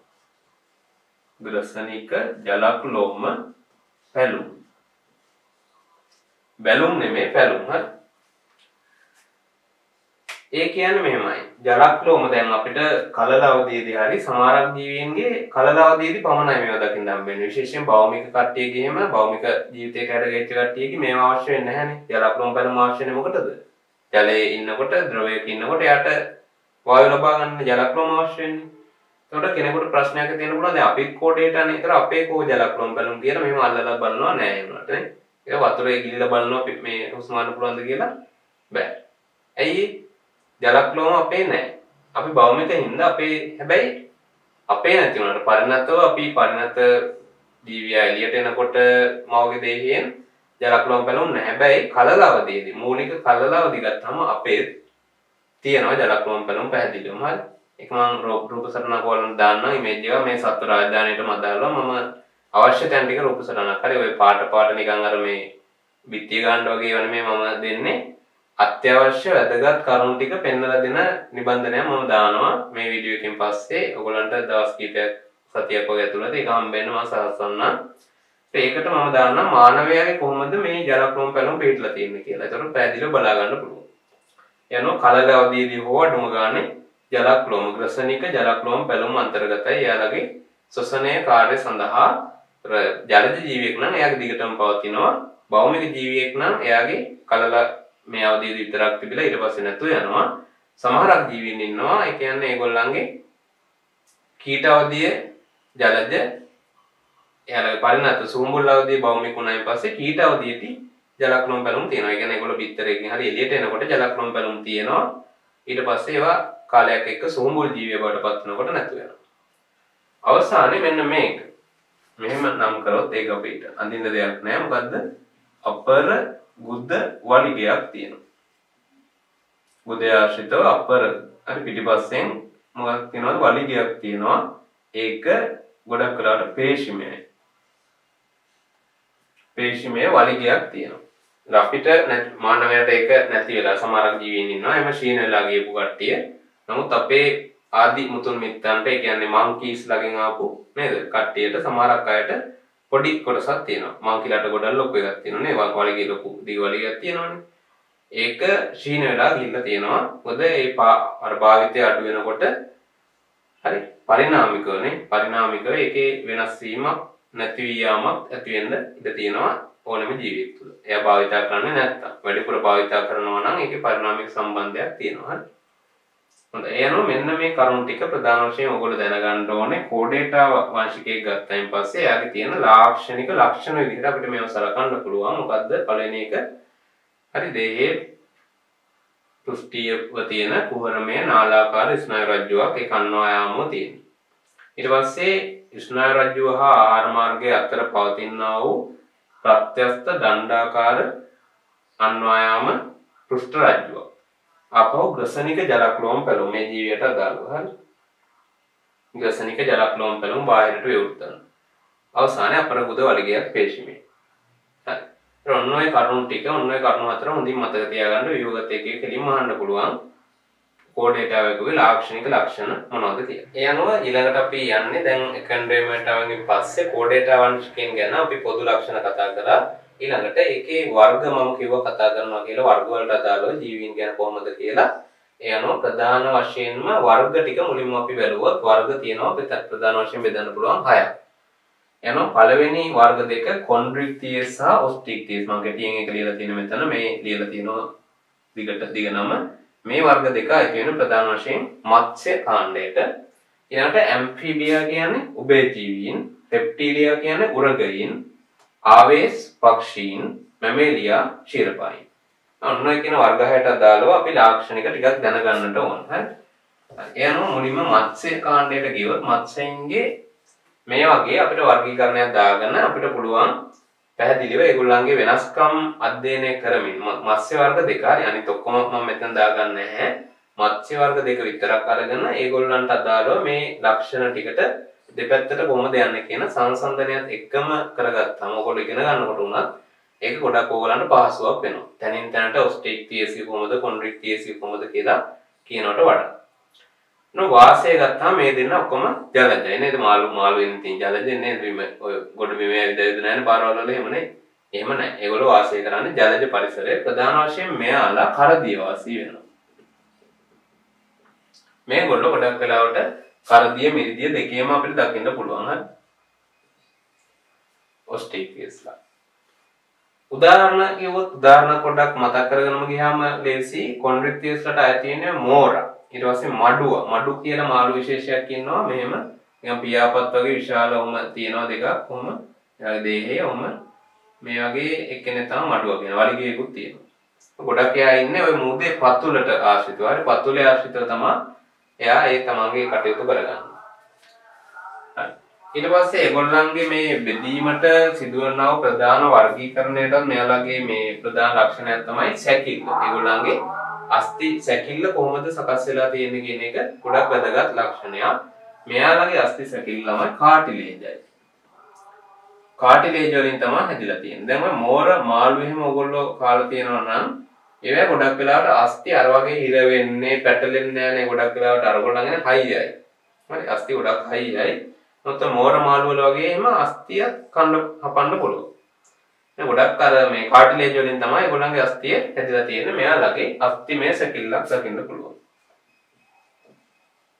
හරි ඒක ප්‍රධානම වෙනස්කම වෙනවා කොන්ඩ්‍රික්ටියස් සහ ඔස්ටික්ටියස් ගේ වෙනස්කම් අතරින් ගත්තාම. ඊළඟ වරල් ගත්තායින් පස්සේ මේ දෙගොල්ලන්ගෙම වරල් පවතිනවා. හරි වරල් තියෙනවනේ මාළුන්ට පීනන්න. මේ වරල් ගත්තාම වරල් වල පොඩි අනිත් වරල් වල ගත්තාම එක වරල් දෙකක් නෙවෙයි. දැන් අපි මෙහෙමනේ පොඩි කාලේ මාළුවෙක් අඳිනවා. මෙහෙම මාළුව අඳිනවා. අපි මෙහෙම දානවා එකක්. ඊට පස්සේ මෙහෙම ඇහැ තියෙනවා. ඔහොම එකක් දානවා. ඊට පස්සේ ඔහොම දානවා. සමහර ළමයි ඉඳලා ඔහොමත් දානවා. හරි. මාළුවගේ මේ අතර වරල් හතරයි නෙමෙයි තියෙන්නේ. හරි ඔක්කොම වරල් තියෙනවා සාමාන්‍ය 8ක් විතර. ප්‍රධාන වරල් 8ක් වගේ තියෙනවා. සාමාන්‍ය මාළුවෙක් සලකපුවම පොදුයි. ඒ අනුව මේ වරල් ගැන අපි දැනගන්න ඕනේ. වරල් වල අර පිටිපස්සේ තියෙන ප්‍රධාන වරල. ඒගොල්ලන්ගේ හැරවුම් වරල වගේ හරි. හරිද? අර නැවක් වුණත් හරවන්න view එකක් තියෙනවා. ඒ වගේ තමයි ඒගොල්ලන්ගේ අර යන පැත්ත හරවන්න. දැන් මෝරෙක් වගේ ගත්තාම මෝරා මෙහෙමනේ. ඔහම ඉන්නවා මෝරා. මොයාගේ වරල මෙහෙමයි. ගොඩක් වෙලාවට. මෙන්න මේ වගේ වරලක් තමයි ඒගොල්ලන්ගේ තියෙන්නේ පිටිපස්සේ. ප්‍රධාන වරල මේ වගේ. ඒ කියන්නේ ඒක අර බෙදිලා නැහැ සමමිතිකව බෙදිලා නැහැ. අර ඔස්ටික්ටියස්ලා ගත්තාම ඒගොල්ලන්ගේ වරල එහෙම නෙමෙයි ගොඩක් වෙලාවට හොඳ බෙදීමක්. කොහොම බෙදීමක් තියෙනවා ගොඩක් වෙලාවට. කොහොම බෙදීමක්. මෙහෙම අඬුවක් වගේ නෑ ඒක හරි ඔහොම බෙදීමක්. ගොඩක් වෙලාවට ඕගොල්ලන් දකින්න පුළුවන්. ඒතර මේ කොටස් දෙක සම්මිතිකයි නේද මේ? මෙහෙම ඉරක් ගහුවොත් මේ පැත්තයි මේ පැත්තයි සම්මිතිකයි. මෙයාලගේ එහෙම නැහැ. ඒතර මේ අනුව මෙයාලගේ මේ වරලේ ස්වභාවය අනුව කියනවා පෞච්ච වරල. මොනවද? පෞච්ච වරල මොන වගේ කියලාද? විෂ මාංශ පුච්චයි. විෂ මාංශ පුච්ච පෞච්ච වරලක් තියෙනවා කොන්ඩ්‍රික්ටියස්ලාගේ මෙයාලගේ සමාංශ පුච්චයි.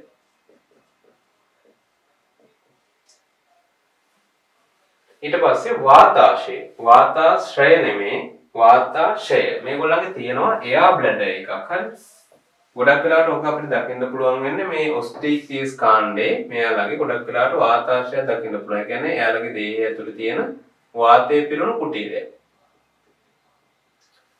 හරි. මොකටද වාතය පිරිච්ච කුටීරයක් ඒගොල්ලන්ට තියෙන්නේ? එකක් ඒගොල්ලන්ගේ ශ්වසනය සඳහා. ශ්වසනය සඳහා අවශ්‍ය වෙලාවට ඒගොල්ලන්ට පුළුවන් ඔක්සිජන් ලබා ගැනීමට ඒ වාතාශය පිරලා තියෙනවා නම් ඔක්සිජන් ජලක්‍රම වලට. නමුත් ප්‍රධානම කාර්යය තමයි මේ වාතාශයක් තිබීමෙන් උත්ප්ලාවකතාව. උත්ප්ලාවකතාවයක් මෙයාලට ලබා දෙනවා. ඒ කියන උත්ප්ලාවක. දැන් මාළුවෙට තියෙන ප්‍රධාන එකක් තමයි එයාගේ ස්කන්ධ දේහයේ තියෙන බරත් එක්කලා පහළට යනවානේ. අර පතුලේ තමයි ඔක්කොම මාළුන්ට ඉන්න වෙන්නේ මොකද? නමුත් ඒගොල්ලන්ගේ එහෙම නැහැ. සාමාන්‍යයෙන් ඒගොල්ලෝ ගිලෙන්නේ නැහැ. ගිලෙන්නේ නැතුව ඒගොල්ලන්ට මතු පිට පෘෂ්ඨයේ එහෙම ඉන්න පුළුවන්. වර්ෂණ පල්ලයට යන්න පුළුවන්. නමුත් ගොඩක් වෙලාවට එයාලා ඉන්න තැන ඒගොල්ලෝ ඉන්නවා කොහෙවත් ගිලෙන්නේ නැහැ. අපි මුදල ගියොත් එහෙම නැහැ. අනෙක් සතේ ක්‍රෙප්ටීරියාවේ කෘමියෙක් ඒ සතුන්ටත් ඔය හැකියාව නැහැ. නමුත් මෙයාලට ඒ හැකියාව තියෙනවා වතුරේ රැඳිලා ඉන්න පුළුවන් ඕනේ මට්ටමක. ඒකට හේතු වෙන්නේ මෙන්න මෙයාලගේ තියෙන මේ වාතාශය නිසා. ප්‍රධාන වශයෙන් ඔස්ටික්ටියස්ලාගේ මේක දකින්න පුළුවන් වෙනවා. මේගොල්ලන්ගේ තියෙනවා නැත්තේ නැහැ.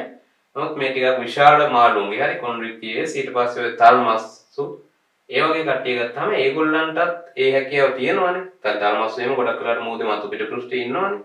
ඒගොල්ලන්ගේ ගොඩක් වෙලාවට මේ වගේ වාතාශයකින් නෙමෙයි ඒගොල්ලන්ට ඒ උත්ප්ලාවකතාව සපයන්නේ තෙල් සට්ටුවේ. දේහේ වටේ තියෙන ලොකු ඝන මේද ආවරණයක්, ලිපිඩ ආවරණයක්. ඒ තුලින් තමයි ඒගොල්ලන්ට උත්ප්ලාවකතාව සපයන්නේ. ඒකම අමතර දැනීමට කිව්වේ. වාතාශයක් තියෙනවා ප්‍රධාන වශයෙන් ඔස්ටික්ටියස්ලා. ඊට පස්සේ ජලක්ලෝම පිදානේ. දැන් ඔයගොල්ලෝ දන්නවා ජලක්ලෝම තියෙනවා මෙහෙම. දැන් මෝරෙක් වගේ මම අර කලින් ඇඳ මෝරාව මම ආය අඳිනවා. මෝරයි ගත්තාම මෙයාලගේ තියෙන ඔය මේ චිත්‍රපටයෙන් බලන අයට මෙයා උරුයි මෝරන්ගේම ඉන්නවනේ චිත්‍රපට නේද? මෙයාලගේ මොකක්ද තියෙන්නේ ජලක්ලෝම මෙන්න මේ විදිහට තියෙනවා. ජලක්ලෝම පැලුම්. මෝරේ දැකලා තියෙනවා නම් හරි ඉතින්. හරි අනිවාර්යෙන් මේම ඔයගොල්ලෝ දකිනවා මෝරෙක් ගත්තාම. හරි. හැබැයි අරගොල්ලන්ගේ එහෙම දකින්නේ නැහැ නේ අපි. ඔස්ට්‍රේලියාස්ලාගේ ජලක්ලෝම පිදානයකින් ආවරණය වෙලා තියෙන. ජලක්ලෝම නෑ නෙමෙයි. ඒගොල්ලන් ජලක්ලෝම තියෙනවා. ජලක්ලෝම මේ විදිහේ පිදානයකින් ආවරණය වෙලා තියෙන. ඒකට මේක ඇරලා බලන්න ඕනේ ජලක්ලෝම බලන්න ඕනේ. එතකොට ජලක්ලෝම පේනවා. පිදානය ඇරලා බලන්න ඕනේ. පියනක් වගේ එකකින් වෙහිලා තියෙනවා. එනවා ඒකත් වෙනස්කමක් වෙනවා. ඔස්ට්‍රේලියාස්ලාගේ ජලක්ලෝම පිදානයකින් ආවරණය වී පවතී. කොන්ඩ්‍රික්ටියස්ලාගේ පිදානයක් නැහැ. එහෙනම් ජලක්ලෝම මෙහෙම පේනවා මේ. ඊට පස්සේ කොරළ ගත්තාම මෙයා ළඟ තියෙනවා අපි කියනවා ඒකට රළු චර්මීය කොරළ කියලා. හරි. දැන් චර්මීය හරි ටිකක් මේ ගැඹුරට විදිච්ච කොරළ. දැන් මේ හරිය මෙහෙම කොරළ තියෙන. ටිකක් ඒවා රළුයි. හරි. හරිද? මම රළුයි. අර පේන්න උල්ලුල් වගේ එහෙම නැහැ. නමුත් ඒගොල්ලන්ගේ බැලුවම ටිකක් රළුයි. ලොකු මස් එකක් අරගෙන බැලුවොත් රළුවට අපිට අහු වෙනවා. ඉතින් එහෙම මේ අනිත් පැත්තට මෙයාගේ අත ගෑවොත් එහෙම අත තුවාලෙන්න උනා පුළුවන් විදිහේ රළු කොරළ තියෙනවා. ඒ වගේම චර්මීයයි. ඒ නිසා අර අයින් වෙන්නෙත් නෑ ලේසියෙන්. හරි හොඳට සූරලා පිහකින් අයින් කරන්න ඕනේ මේ වගේ මස්යෙන් ගත්තාම. මෙයාලගේ එහෙම නෑ රළු නෙමෙයි තියෙන්නේ. අපි චර්මයේ වගේ තියෙන මතු පිටින් තියෙන කංකතාව කොරළ තියෙනවා කියලා කියනවා. ඒ කියන්නේ කැල්සියම් කාබනේට් වගේ නිකන් අර ඇදිච්ච කංකතාව කොරළ තියෙන මේගොල්ලන්. ඒවා නිකන් අර එහෙම මේ වගේ රළු කොරළ නෙමෙයි ගොඩක් වෙලාවට හරි පැත්තලි කංකතාව කොරළ මෙයාලගේ තියෙනවා. ඒතර ඒ කොරළ අපිට පුළුවන් ඩක් ගාලා මේ පොඩ්ඩක් යන්තම් සූරපුවම නැත්නම් වතුරට ඇලුවා සමහර වෙලාවට ඒ කොරළ ගැලවිලා යනවා. නියපොත්තෙන් උනත් සූරලා අයින් කරන්න පුළුවන්. මෙයාලගේ එහෙම බෑ. හොඳට ඒවා අයින් කරන්න ඕනේ. හැම සමහරට සම්පූර්ණයෙන්ම වගේ අයින් කරනවා. ඊට පස්සේ කොරළ ගැනත් කිව්වහම ඊට පස්සේ තියෙන්නේ ප්‍රජනනය. මෙයාලගේ ප්‍රජනනය කොහොමද කියන එක මේගොල්ලෝ ගොඩක් වෙලාවට අභ්‍යන්තර සංසේචනය පෙන්නනවා කවුද? කොන්ඩ්‍රික්ටියස්ලා. හරි කොන්ඩ්‍රික්ටියස්ලා අභ්‍යන්තර සංසේචනය පෙන්නනවා. මේගොල්ලන්ගේ මෙහෙම තියෙනවා ප්‍රජනනය ගැන ජීවීන්ගේ කියන්න ගියාන් පස්සේ සමහරක් අය අණ්ඩජයි කියනවා.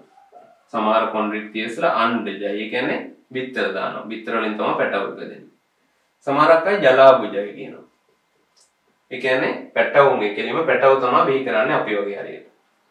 සමහර අය ඉන්නවා අණ්ඩ ජලාබුජයි කියන්නේ. අණ්ඩ ජලාබුජ. ඒ කියන්නේ කොහොමද? ඒ කියන්නේ මේගොල්ලෝ බිත්තර දානවා. හැබැයි බිත්තර බාහිර පරිසරයට නිදාස් කරන්නේ නැහැ. දේහය තුල ඒවා රඳවාගෙන යම් කිසි දේහයේ යම් කිසි තැනක ඒවා රඳවාගෙන තියාගෙන හරිද මේ බිත්තර ටික කියලා හිතුවොත් ඒකෙන් පැටව විකසනය වුණාම තමයි මොනව කරන්නේද? පැටවුම නිදාස් කරන්නේ. පිටින් බලන් ඉන්න කෙනෙකුට පේන්නේ මොනවා පිට කරනවා වගේ කියලා මොනවා ඇති කරනවා වගේ කියලා ජලාබුජ. පැටවුන්ගෙන් බොවෙනවා වගේ කියලා තමයි පේන්නේ. නමුත් ඇත්තට මේගොල්ලෝ බිත්තර තමයි සංසේචනය වෙලා හැදෙන්නේ එකෙන් බිත්තර අණ්ඩ. එතකොට ඒ අනුව මේ ප්‍රජනන ක්‍රමයට තමයි අපි කියන්නේ අණ්ඩ ජලාබුජය කියලා. ඒතර අණ්ඩ ජලාබුජ කට්ටිය ඉන්නවා. ඊට පස්සේ මේ අයත් අපිට දකින්න පුළුවන් වෙනවා. ඒක ගොඩක් වෙලාවට අභ්‍යන්තර සංසේචනය තමයි මෙයාලගේ සිද්ධ වෙන්නේ. කාගේද? කොන්ඩ්‍රික්ටියස්ලා. ඔස්ට්‍රේලියාස්ලා ගත්තාම ගොඩාක් දෙනෙක් අණ්ඩජ තත්ත්වයේ ඉන්නවා. ඒ කියන්නේ බිත්තර දානවා. අණ්ඩජ ජීවීන් ඉන්නේ. ඒ වගේම මෙයාලගේ බාහිර සංසේචනය තමයි ගොඩක් වැඩිපුර සිද්ධ වෙන්නේ. ඒ කියන්නේ බිත්තර ටික බාහිරට නිදාස් කරනවා. සංසේචනය වුණත් ශුක්‍රාණු බාහිරට නිදාස් කරනවා. ඩිම්බ බාහිරට නිදාස් වෙනවා. ඒ ජලයේදී තමයි ගොඩක් වෙලාවට සංසේචනය සිද්ධ වෙන්නේ. හරි එහෙනම් ඔය කරුණු ටික තමයි ප්‍රධාන වශයෙන් ජීවීන් තුල මත්ස්‍යයන්ට අදාළව කියන්න තියෙන කරුණු ටික. ඒතර කොන්ඩ්‍රික්ටියස් ඔස්ට්‍රික්ටියස් කියලා කාණ්ඩ දෙකයි. ඒ කාණ්ඩ දෙකට අදාළව වාසස්ථාන මොනවාද? සැකිල්ල කොහොමද ඇදලා තියෙන්නේ? වරල් ගැන කිව්වා. ඊට පස්සේ වාතාශයක් ගැන කිව්වා. ජලක්ලෝම පිදානය ආවරණය වෙලාද නැද්ද? කොරළ කොහොමද කියන එක. ඊට පස්සේ ප්‍රජනනය. උදාහරණ අවසානයේදී මේකෙදි මෝරා මඩුවා වගේ කට්ටිය. මේකෙදි උදාහරණ බලයා, කාපයා, හුරුල්ලා ඒ වගේ කට්ටිය මොනවද? ඔස්ට්‍රේලියාස් කාණ්ඩයට ඇතිවෙනවා. ඊට පස්සේ ඊට අමතරව අපි ඔය දන්න වැව් මාළු, මිරිදිය මසුන් ඔය ඔයගොල්ලෝ ටැංකිය වල එම දාලා ඇති කරන ගොඩක් දෙනෙක් ඔස්ට්‍රේලියාස් කාණ්ඩයට තමයි ඇති වෙන්නේ. හරි. යනවා ඔන්න ඔය වෙනස්කම් ටික ඔයගොල්ලෝ ප්‍රධාන වශයෙන් දැනගන්න ඕනේ මේ මත්ස්‍ය කාණ්ඩයට අදාළව ගත්තාම මේ ජීවීන් වර්ග දෙකකින්. හරි. ඊළඟට තියෙන්නේ අපිට ඊළඟ කාණ්ඩ හතර ඇම්ෆීබියා, රෙප්ටීලියා, ආවේසා, මැමේලියා කියන ඒ වර්ග හතරට අදාළව දැන් මේ වගේම මම ඒකටත් ඔයගොල්ලන්ට කියලා දෙන්නම් කොහොමද කරන්නේ. එතකොට දැන් කෝඩේටා වාංශිකයන්ගේ මත්ස්‍යයන් පාර්ට් එකේ මත්ස්‍යයන් කොටස අවසానයි. ඊට පස්සේ අපිට තියෙන්නේ ඊළඟ හතර දෙනා. කියන්නේ රෙප්ටීලියා, ඇම්ෆීබියා, රෙප්ටීලියා, ආවේසා, මැමේලියා කියන හතර. ඒක යන්නේ අපි මේ විදිහට. ඒ කියන්නේ ඒකට වෙන ප්ලෑන් එකක්. හරි ඒගොල්ලන්ට වරාල් ඒව නැහැනේ. ඒතර ඒවා අපි නෑ කියලා ලියන්න අවශ්‍යතාවයක් නැහැ. ඒ නිසා මේ විදිහේ වෙනත් පාඩම් කරනකොටත් ඔයගොල්ලෝ එහෙම බෙදා ගන්න. හරි. ඔයගොල්ලන්ට අවශ්‍ය විදිහට දැන් මේ සිලබස් එකේ ඒගොල්ලෝ ගයිඩ් එකක් කරලා තිබ්බට ඔයගොල්ලෝ දැන් නෝට් එකක් අපි දුන්නත් ඔයගොල්ලන්ට පුළුවන් ඕන ෂෝට් නෝට් එකක් හදාගන්න. මේ මතක හිටින විදිහට ඒවා හදාගන්න. යනවා මේ විදිහට අපි ඊළඟ හතර කරන්න බලාපොරොත්තු වෙනවා. හරි. මුලින්ම ඒ යටතේ ඇම්ෆීබියා නේ පළවෙනි කාණ්ඩේ ඇම්ෆීබියා. ඇම්ෆීබියාව කිව්වම අයිති වෙන්නේ උභයජීවීන්. අපි සිංහලෙන් ඒකට දෙන කාණ්ඩේ නම තමයි උභයජීවීන්. ඒතර උභයජීවීන් කිව්වම ඔයගොල්ලන්ට මතක් වෙන්නේ කවුද? ගෙම්බා නේ. ගෙම්බා, මැඩියා ඒ වගේ සත්තු ඉන්නවා. අපෝ මෙන්න මේ වගේ ජීවියෙක් ඉන්නවා. මම එයාගේ ෆොටෝ එකක් දාන්නම් මේ ටියුට් එකට. ඉක්තියෝපිස් කියලා. ඉක්තියෝපිස් PHIS හරි. මෙන්න මෙහෙම කෙනෙක් ඉන්නවා. මෙයාට සිංහලෙන් කියන්නේ පණු ගෙම්බා කියලා. හරි. පණු ගෙම්බා කියලා කියන්නේ ඒ කියන්නේ තනිකර මෙයා පණුවෙක් වගේ වුණ හරි. මම ගුලි වෙලා ඉන්න කෙනෙක්. හරිද? මෙහෙම පණුවෙක් වගේ හරි. ඉක්තියෝපිස් කියලා කියන්නේ. ඒ අනුව ඒක මම මුලින්ම කිව්වේ උදාහරණයක් විදිහට ඊළඟට අපිට යන්න තියෙන වාසස්ථානයේ විදිහට මේගොල්ලන්ගේ කොයි වගේ වාසස්ථානවලද ඉන්නේ? ගොඩබිම ඉන්නවා. ඊට පස්සේ තෙත ජලජ පරිසර පද්ධති වල ඉන්නවා. හැබැයි අර කාන්තාරවල වගේ ඇම්ෆීබියාට ජීවත් වෙන්න බෑ. හරි? කාන්තාරවල වගේ හරි. ඒ වගේ පැතිවල මේ ඇම්ෆීබියාව නැහැ. ඒකට හේතුව තමයි මෙයාලා භෞමික ජීවිතයකට අනුවර්තන වෙන්නේ. දැන් මත්ස්‍යයන්ගෙන් මුලින්ම ජීවී නැති වුණ ළමයි වතුරේනේ. වතුරේ ජීවී නැති වුණාන් පස්සේ ටික ටික ගොඩබිම ටිකක් සරුසාරයි වගේ නිසා ජීවීන් හුරු වුණා පරිණාමිකව ගොඩබිමට සම්ප්‍රේෂණය වෙන්නේ. ඒතර ඒකට මුලින්ම ඇල්ගී වලින් වගේ ඇල්ගී මේ අර රැල්ලත් එක්ක මුද අවටට ඇවිල්ලා ඒ ආශ්‍රිතව ගොඩබිම් පරිසර පද්ධති වල රැඳුණාන් පස්සේ එයාලා විවිධ අනුවර්තන ඇතිවීම පරිණාමයට හේතුවක් කරගෙන එයාලට පුළුවන් වුණා ශාක පැත්තෙන් ගිහිල්ලා ප්ලාන්ටේ රාජධානිය ගොඩබිම ව්‍යාප්ත කරන්න. ඒක සත්තුන්ගෙන් මත්ස්‍යව ඇති වුණා මුලින්ම ජලය. මත්ස්‍යයෙන් ගත්තාම මත්ස්‍යව සමහරක් අය අපි කතා කරද්දි කිව්වා මෙන්න මෙහෙම ඛණ්ඩිකීය වරල්. ඛණ්ඩිකීය වරල් සහිත මත්ස්‍යයන් ආවා. ඒ කියන්නේ ඒගොල්ලන්ගේ වරල් එක මේ නික අස්ති වලින් හැදිච්ච නික ඒ වගේ ගාත්‍රාවගේ හරි ඔන්න ඔය වගේ වරල් තිබුණේ. මේවා ටිකක් සවිම. මේ ඛණ්ඩිකීය වරල් තියෙන මත්ස්‍යය මොකද කරේ? එයාලට පුළුවන්කම තිබ්බා අර බඩගාගෙන වගේ නේද? අර වරල් වලින්ම ඇවිදීමක් ආකාරයේ ක්‍රියාවක් කරන්න. එහෙම කරලා ඒගොල්ලෝ ගොඩබිමට ආවා කියලා තමයි මුලින්ම සලකන්නේ. හරි. ඒක පාට මේගොල්ලෝ ඇවිල්ලා ගොඩබිමට ගිහිල්ලා සම්පූර්ණ ගොඩබිම ජීවත් වුණා කියන එක නෙමෙයි. මත්ස්‍ය විදියට ඒගොල්ලෝ ටිකක් දැන් අර මූදේ වතුරෙම ඉන්න නැතුව ටිකක් ගොඩට ඇවිල්ලා ටික වෙලාවක් ඉඳලා ඊට පස්සේ ආයෙ වතුරට යනවා. ඒ වගේ වෙලා ඊට පස්සේ ඒගොල්ලන්ගෙන් මුලින්ම ඇති වෙච්ච කට්ටිය තමයි මෙයාලා. අපි දැන් කතා කරන ඇම්ෆීබියාව. යන ගොඩබිම ජීවිතයකට මුලින්ම ආවේ මේගොල්ලෝ. හැබැයි මේගොල්ලන්ගේ ගොඩබිමට පූර්ව අනුවර්තනය නැහැ. භෞමික ජීවිතයකට පූර්ව අනුවර්තන සම්පූර්ණ අනුවර්තන නැහැ. ඒ කියන්නේ මේගොල්ලෝ භාගයට අනුවර්තන මේ භෞමික ජීවිතවල. ඒ වගේ මෙයාලගේ ජීවන චක්‍රය ගත්තයින් පස්සේ ජීවන චක්‍රයේ මුල් අවදි සමහරක් වෙලාවට කීට අවදි වගේ අනිවාර්යෙන් ජලජ පරිසරයක් අවශ්‍යයි. නැත්නම් ඒක පවතින්නේ නැහැ. ගෙම්බොයම දන්නවනේ නේද? ගෙම්බගේ ඉස්ගෙඩියෝ කියලා අපි හඳුන්වන්නේ ඒ කීට අවදියේ එයාලගේ ජලජ පරිසරයක් අවශ්‍යම වෙනවා. ඒ අනුව එහෙම නැති වුණොත් ජලජ පරිසර නැති තත්ත්වයක එයාලට වර්ධනය වීමක් වෙන්න බෑ. ඒ අනුව අපි කියන වාසස්ථානයේ ගොඩබිම නමුත් තෙත් භෞමික පරිසරවල කියලා. තෙත් පරිසරයක් ආශ්‍රිතව තමයි ඇම්ෆීබියාව බහුල වෙන්නේ. හරි? තෙත් බිමක් ආශ්‍රිතව. ලංකාවේ වුණත් නිකාර වෙරළ බඩ කලාපයට යද්දී වියලි කලාපයේ ශුෂ්ක කලාපයේ මේ ඇම්ෆීබියා ජීවීන් අඩුයි. නමුත් දසිවනාන්තරය වගේ ගත්තම හොඳින් මේගොල්ලන්ගේ විවිධත්වයක් තියෙනවා. ඒ අනුව මේගොල්ලන්ගේ විශේෂ දෙයක් තමයි වාසස්ථාන ගැන කියද්දී මෙයාලා කරදියේ නැහැ. කරදියේ නැහැ. කවුරුවත්ම නැහැ කරදියේ ඇම්ෆීබියා කට්ටිය ගත්තයින් පස්සේ. ඒකට විවිධ හේතු තියෙනවා. ප්‍රධාන වශයෙන් මේගොල්ලන්ගේ අර අනුවර්තනම තමයි. හරි. අපිට දැනගන්න පුළුවන්. ඊළඟ ගාත්‍රා ගත්තාම එයාලයි ගාත්‍රා තියෙනවා. ගාත්‍රා නැති කට්ටියක් තියෙනවා. මෙයා ඉක්තියෝපිස්ට වගේ ගාත්‍රා නැහැ. හරි. නමුත් බහුතරයකට මේක ඉන්න ඇම්ෆීබියා සමාජිකයන්ට ගෙම්බන් මැඩියන් ආශ්‍රිත ඒ සියලු දෙනාටම ගාත්‍රා තියෙනවා. ඒතර ගාත්‍රා මගින් අපි කියනවා ඒගොල්ලන්ගේ දේහය උස් කරලා තියෙනවා. මෙහෙම ඉන්න ජීවියාගේ දේහය උස් කරන්න ගාත්‍රා හේතු වෙනවා. ගෙම්බ මෙහෙම නේද? මොන ගෙම්බ ඉන්නවනම් එයාගේ ගාත්‍රා මගින් එයාව ඉහළින් රඳවලා තියෙනවා. ගෙම්බෙක් වගේ පේනවද දන්නේ නැහැ. යන ගාත්‍රා ඇතිවීම භෞමික ජීවිතයකට ඒගොල්ලන්ගේ අනුවර්තනයක් වුණා. ඊට පස්සේ චලතාපී අචලතාපී බව. මේකත් අපි සත්ත්වවංශ කතා කරනකොට අනිවාර්යෙන් කතා කරන්න ඕනේ දෙයක්. අපි මත්ස්‍යයන්ගේ මේක කිව්වේ නැහැ. නමුත් මත්ස්‍යයන්ගේ මම දැන් කියනවා චලතාපී. මත්ස්‍යයන් චලතාපී. හරි. චලතාපී කියන්නේ අචලතාපී කියන වෙනස මොකද්ද? වෙනස තමයි බාහිර පරිසරයේ උෂ්ණත්වයත් එක්ක දේහයේ උෂ්ණත්වය වෙනස් වෙනවා.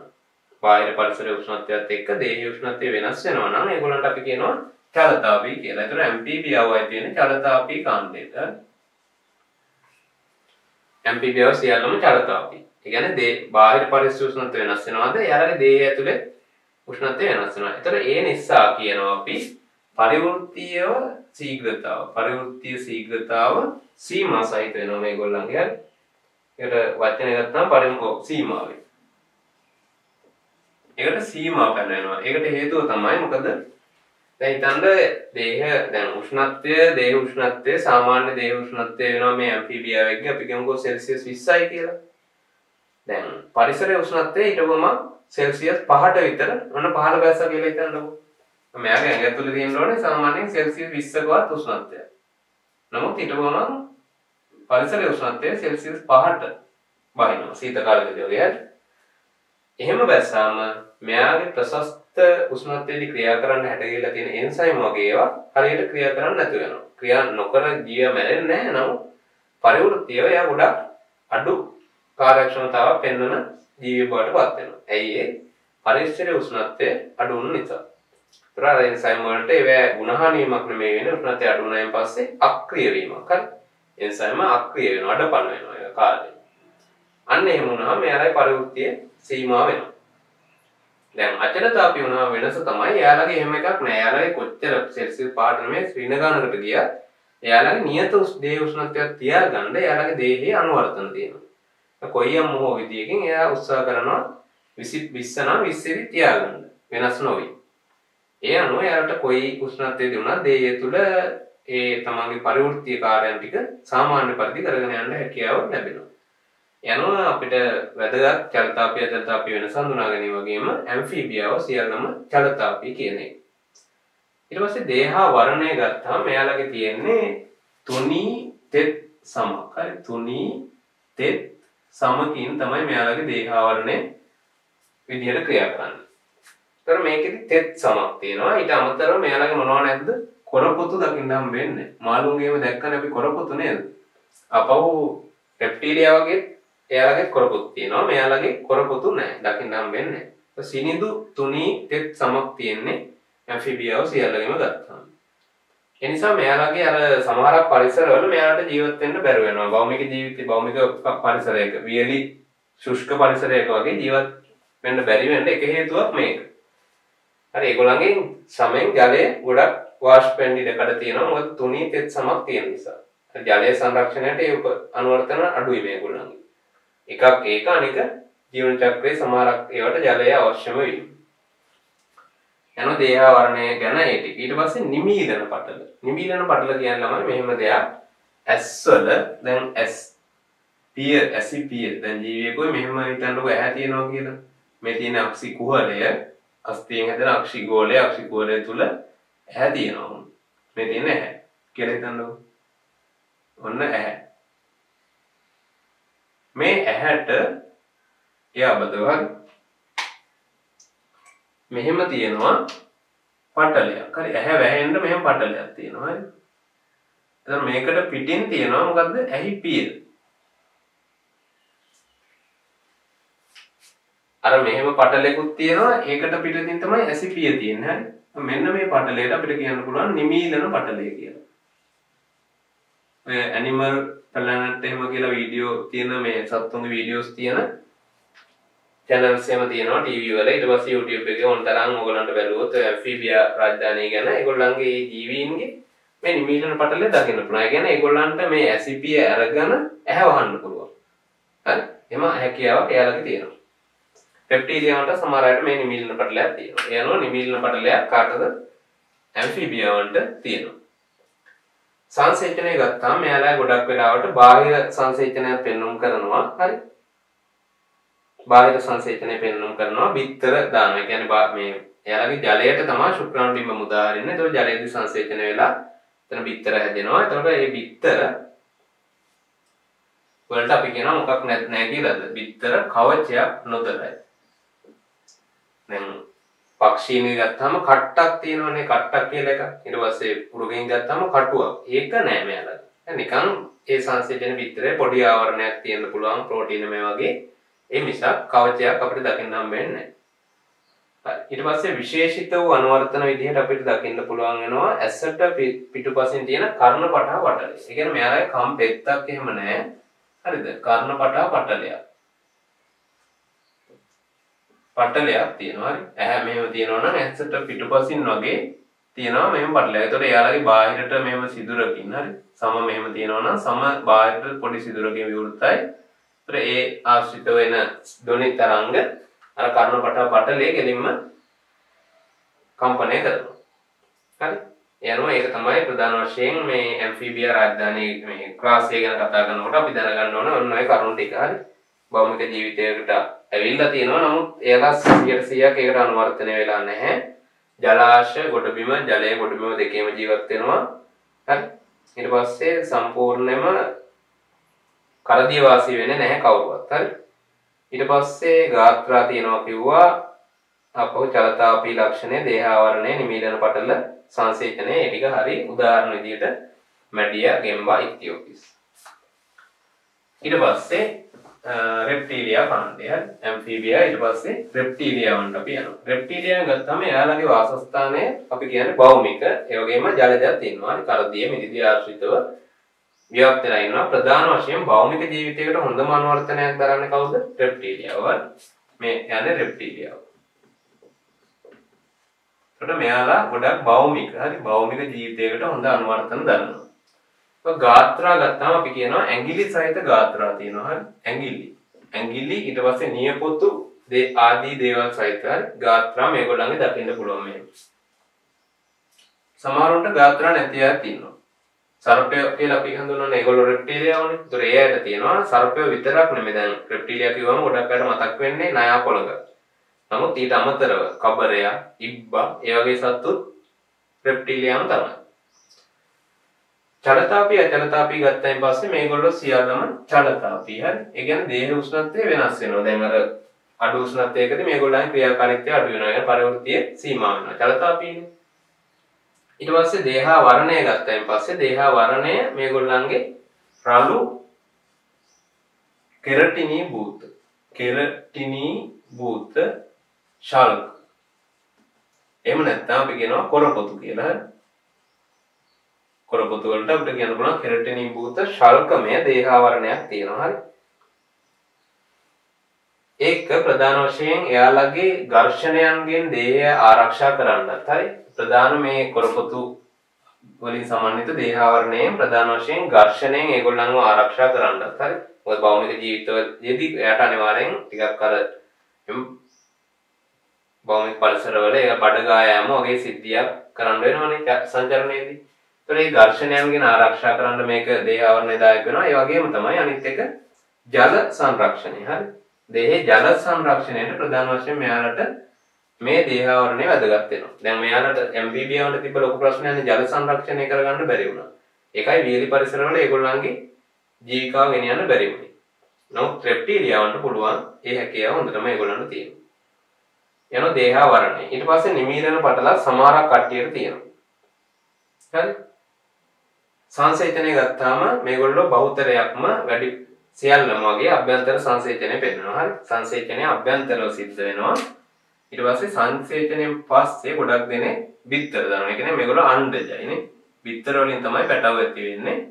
ඒ වගේම ඒවා මොනවද දන්නවද? කවචයක්. කවචය දරනවා. ආපහු ආහාර හරි. සංචිත ආහාර දරනවා. කලලය සඳහා සංචිත ආහාර දරනවා. ඒතර මේ ලක්ෂණ නිසා මේගොල්ලන්ට හොඳ භෞමික පරිසරයක ජීවත් වෙන්න හැකියාව ලැබිලා තියෙනවා. අරගොල්ලන්ගේ බිත්තරේ කවචයකුත් නැහැ. හරි. ඒතර ඒවා ජලාශය ආශ්‍රිතව තමයි තියෙන්නේ. නැත්නම් විල්ලා යනවනේ අවුව කඩਿੱච එකම. නමුත් මෙයාලයි කවචයක් තියෙනවා. ඒ වගේම සංචිත ආහාරයක් තියෙනවා. ඕනෙම කාලයක්. ඒතකොට සෑහෙන කාලයක් තිස්සේ කලලයට පෝෂණය ලබන්න ඒවා දායක වෙනවා. යනවා සංසේචනයේ විදිහට වෙනවා. හරි. කවචය ගැන කියත් තව විදිහට මේ කියන්න පුළුවන් කැල්සි භවනය. කැල්සි භවනය වූ කවච. හරි. කැල්සි භවනය වූ. මේ කැල්සියම් වලින් සමන්විත කවචයක් කට්ටක් තමයි මේගොල්ලෝ දරන්නේ ප්‍රධාන වශයෙන්. හරි.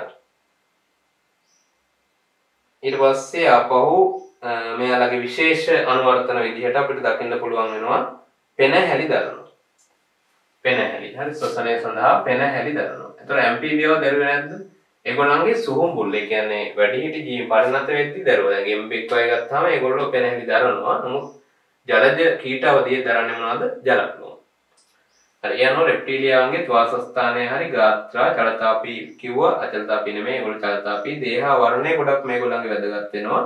නිමීලන පටල ඊට පස්සේ නිමීලන පටල සමහර වෙලාවට දකින්න පුළුවන් අපිට. සංසේචනය ගොඩක් වෙලාවට අභ්‍යන්තරයි. විශේෂ අනුවර්තන විදිහට පෙනහැලි දරනවා. ඒ කරුණු ටික ඕගොල්ලෝ හොඳට පැහැදිලි කරගන්න. ඊට අමතරව මේගොල්ලන්ගේ තව කියන්න පුළුවන් දේවල් තියෙනවා ගොඩක්. නමුත් ඒවා මෙතන සඳහන් කරලා නැති නිසා මම ලොකුවට ඒවා කියන්න යන්නේ නැහැ. දත් ගැන විෂ දල ඒවා ඒගොල්ලන්ගේ තියෙනවා කියලා සාමාන්‍ය දල අවබෝධයක් තියාගන්න. දත් මේගොල්ලන්ගේ අස්තිමයයි. හරි. සර්පේන්ගේ උරගේන්ගේ දත් අස්තිමයයි. ඊට පස්සේ කිඹුලා ගැන අපිට කතා කරලා දෙක තැනක හම්බ වෙනවා හෘදේ කුටීර ගන්න. රෙප්ටිලියාව ඇම්ෆීබියාව ඒ කාණ්ඩය ගත්තන් පස්සේ කාණ්ඩ දෙකම සංවෘත සංසරණ පද්ධතියක් දරනවා. දරන්නේ හැබැයි අසම්පූර්ණ විදිහට. හරි. සංවෘත සංසරණ පද්ධතිය තියෙනවා නේද? මිශ්‍රණ වන රුධිරය හා මිශ්‍රණ මේ එතකොට ඒකෙදි ප්‍රධාන වශයෙන් සංවෘත සංසරණයක් දරනවා. ඒකෙදි අසම්පූර්ණ ද්විත්ව සංසරණයක් තමයි ගොඩක් අය දරන්නේ. හරි. මාළු දරන්නේ ඒක සංසරණයක්. මෙයාලා අසම්පූර්ණ ද්විත්ව සංසරණයක් දරනවා. ඒ කියන්නේ රුධිරය මිශ්‍ර වෙනවා. කිඹුලා විතරක් එහෙම මේ නැතුව කුටීර හතරකින් හෘදයක් ගන්නවා. ඒවා අමතර කරනවා. හරි. ඊළඟ කට්ටිය තමයි ආවේස්. පක්ෂී. පක්ෂීන් කොහොමද කියලා බලන්න යන්නේ දැන්. ඒත් එයාලගේ වාසස්ථානය ගත්තාම එයාලා ගොඩක් වෙලාවට ගොඩබිම. හරි. මුහුදේ ඉන්න වතුරේ ජලජ පක්ෂීන් කියලා නැහැ. ජලාශ ආශ්‍රිතව ඉන්න පක්ෂීන් ඉන්නවා. ඒගොල්ලෝ වතුරේ ඇතුලේ ජීවත් වෙනවා කියන එක නෙමෙයි ඒකෙන් අදහස් වෙන්නේ. ජලාශ ආශ්‍රිතව ඉන්නවා. ගොඩක් වෙලාවට මේගොල්ලන්ගේ තියෙන විශේෂිත වූ ලක්ෂණයක් තමයි ගාත්‍රා වලට ගත්තයින් පස්සේ අපි රෙප්ටිලියා කියන ගාත්‍රා සමහරුන්ගේ තියෙනවා සමහරුන්ගේ නැහැ කියලා. මෙයාලගේ විශේෂිත එකක් තමයි පූර්ව ගාත්‍රා. පූර්ව ගාත්‍රා. දැන් අපිට තියෙනවා පූර්ව ගාත්‍රා අපර ගාත්‍රා කියලා. මේ තියෙන්නේ පූර්ව. කකුල් කියන්නේ අපර ගාත්‍රා. මෙයාලගේ පූර්ව ගාත්‍රා මොන බවටද පත් වෙලා තියෙන්නේ? පියාපත් බවට පත් වෙලා තියෙනවා. ඒ නිසා මොනවා කරන්න පුළුවන්ද? පියාසර කරන්න පුළුවන්. පියාසර කරන්න පුළුවන් කියන එකට අපිට කියන්න පුළුවන් පියාසරයක් තියෙනවා කියලා ඒගොල්ලන්ට. හරි. ඒ අනුව ඒ දේවල් ගොඩක් ඒක තමයි ප්‍රධානම ලක්ෂණය. පක්ෂීන් වෙනස් වෙන අනිත් ජීවීන්ගේ පූර්ව ගාත්‍රා පියාපත් බවට පත් වෙලා තියෙනවා. ඊට පස්සේ මේගොල්ලෝ අන්න මෙතෙන්දි වෙනස් වෙනවා. මෙයාලා අචලතාපී වෙනවා. දැන් චලතාපී කට්ටිය ගියා. දැන් අචලතාපී. මෙයාලා අචලතාපී. පක්ෂීන් අචලතාපී. ඒ කියන්නේ බාහිර පරිසරයේ උෂ්ණත්වය වෙනස් වුණත් එයාලගේ දේහයේ නියත උෂ්ණත්වයක් තියාගන්නවා. ඒකෙන් එයාලට හැකියාව ලැබිලා තියෙනවා පරිවෘත්තීය වෙන අර අවපාතය නැත්නම් සීමා වීම හැකියාව කාම කරගන්න. ඒතකොට ඒගොල්ලෝ අචලතාපී නිසා එහෙම ඒගොල්ලන්ට පරිවෘත්තීයව ශීඝ්‍රව සීමාවක් නැතුව පරිවෘත්තීය කරන්න පුළුවන්. එක තැනක එක නියත අගයක තියාගන්න පුළුවන් දේහයේ පරිවෘත්තීය ක්‍රියාවලිය. ඊට පස්සේ දේහා වර්ණය ගත්තාම එයාලගේ දේහා වර්ණය මොනවද ආවරණය වෙලා තියෙන කුරුල්ලෙක්ගේ වගේ දේහය. ඔයගොල්ලෝ අර පොඩි කාලේ එකතු කරන්න යන්නේ ඒව නේද? බිම වැටලා තියෙනකොට. පියාටු වල අපි කියනවා කෙරටිනී භූතර මේ කෙරටින් වලින් තමයි මේ පියාටු මේගොල්ලන්ගේ හැදිලා තියෙන ප්‍රධාන වශයෙන්. හරි. කෙරටිනී භූත නැත්නම් කෙරටිනී භවණය වූ පිහාටු වලින් එයාලගේ දේහය ආවරණය. ඒක සම නැත්නම් සම තියෙනවා. හරි. සම මත තමයි පිහාටු වලින් ආවරණය වෙලා තියෙන ඒ ආවරණයකුත් තියෙන්නේ. දැන් ඔය සර්පෙන්ගේම රෙප්ටිලියාන් අපි කිව්වේ ගොඩක් වෙලාවට උදාහරණයට මේ ගත්තේ කලින් එයාලගේ දේහ ආවරණය විදිහට තියෙනවා කිව්වේ කොරපොතු සහිත සම මේ ආවරණයන්නේ. ඒකෙදි ගොඩක් වෙලාවට එයාලගේ ඇතුළතින් තියෙන සම ඊටාම මේ සියුම් විදිහට තමයි එයාලගේ සමන්විත වෙලා තියෙන්නේ. හරි. අර බාහිරින් රළු වුණාට ඇතුළතින් ගොඩාක් සිනිඳුයි. හරි. සම කියලා ඊටාම තුනී විදිහට තමයි තියෙන්නේ. ඒ නිසා තමයි ඔය කියන්නේ අර ඒ සර්පෙන්ට භූමි තෙල් එහෙම දාන්න එපා කියලා කියන්නේ. ඒතකොට ඒගොල්ලන්ගේ අර භූමි තෙල් වගේ දේවල් දාපුවම ටක් ගාලා අර කොරපොතු අතරින් ඒක වැසිලා යනවා දේහය තුලට. එහෙම ගියාපුවම එයාලට දැන් අපේ ඇඟට වඩනට වඩා ගොඩක් වේදනාකාරී වෙනවා. දැන් මෙයාලගේ එහෙම නැහැ. මෙයාලගේ පිහාටු තියෙනවා. පිහාටු තිබ්බට හොඳ සමකුත් ඊට යටින් තියෙනවා. සම ආස්තනයක් හරි.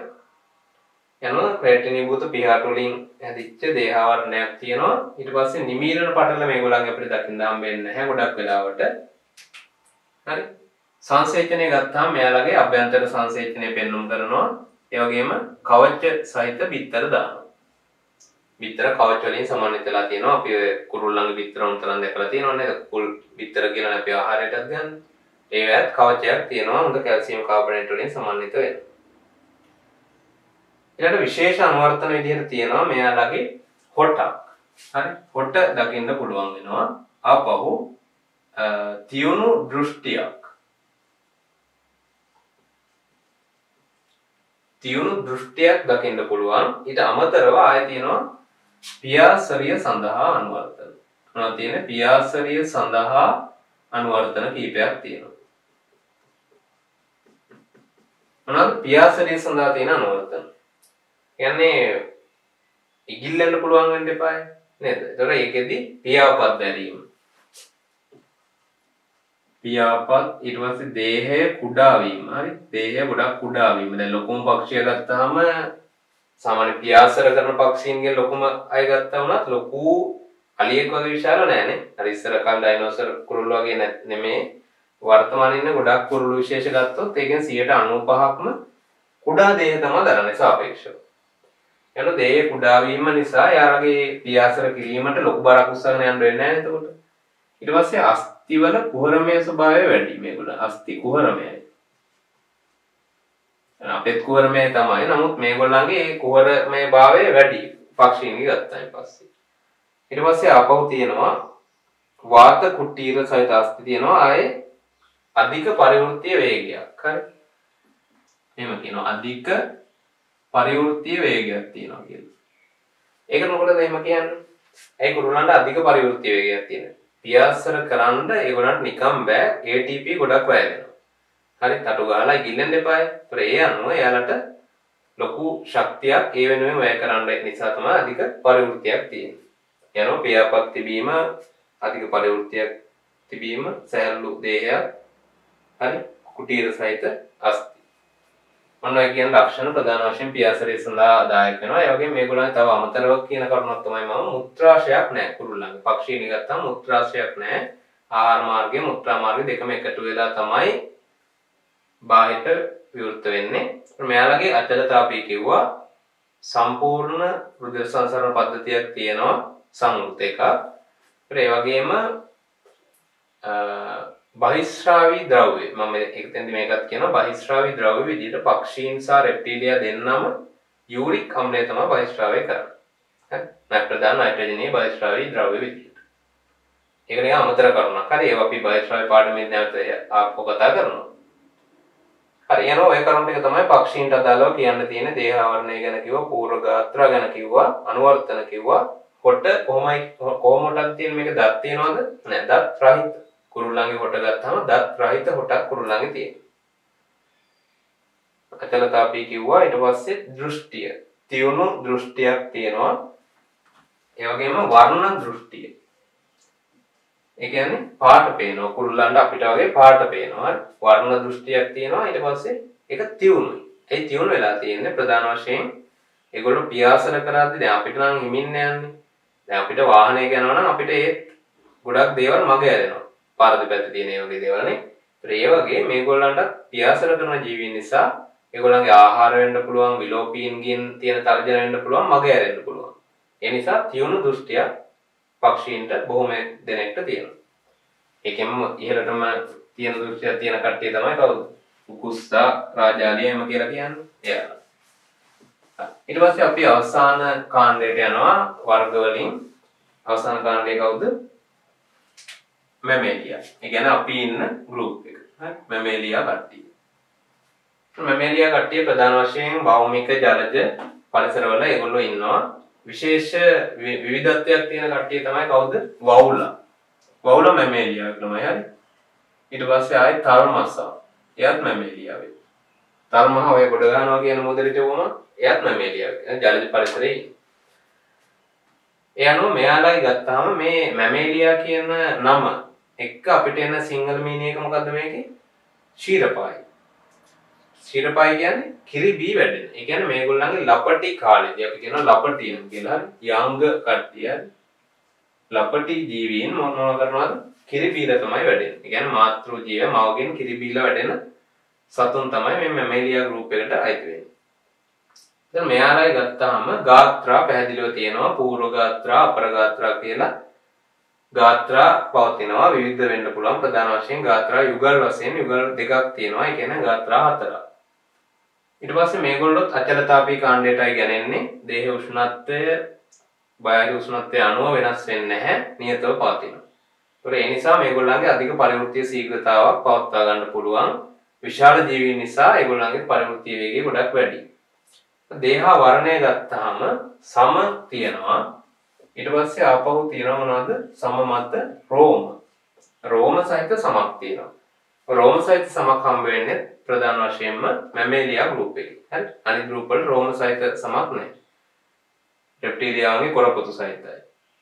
මැඩි මේ ගෙම්බන්ගේ ඇම්ෆිබියාගේ තුනී තෙත් සමක් එන්නේ. පක්ෂීන්ගේ ගත්තාම පිහාටු සහිත සමක්.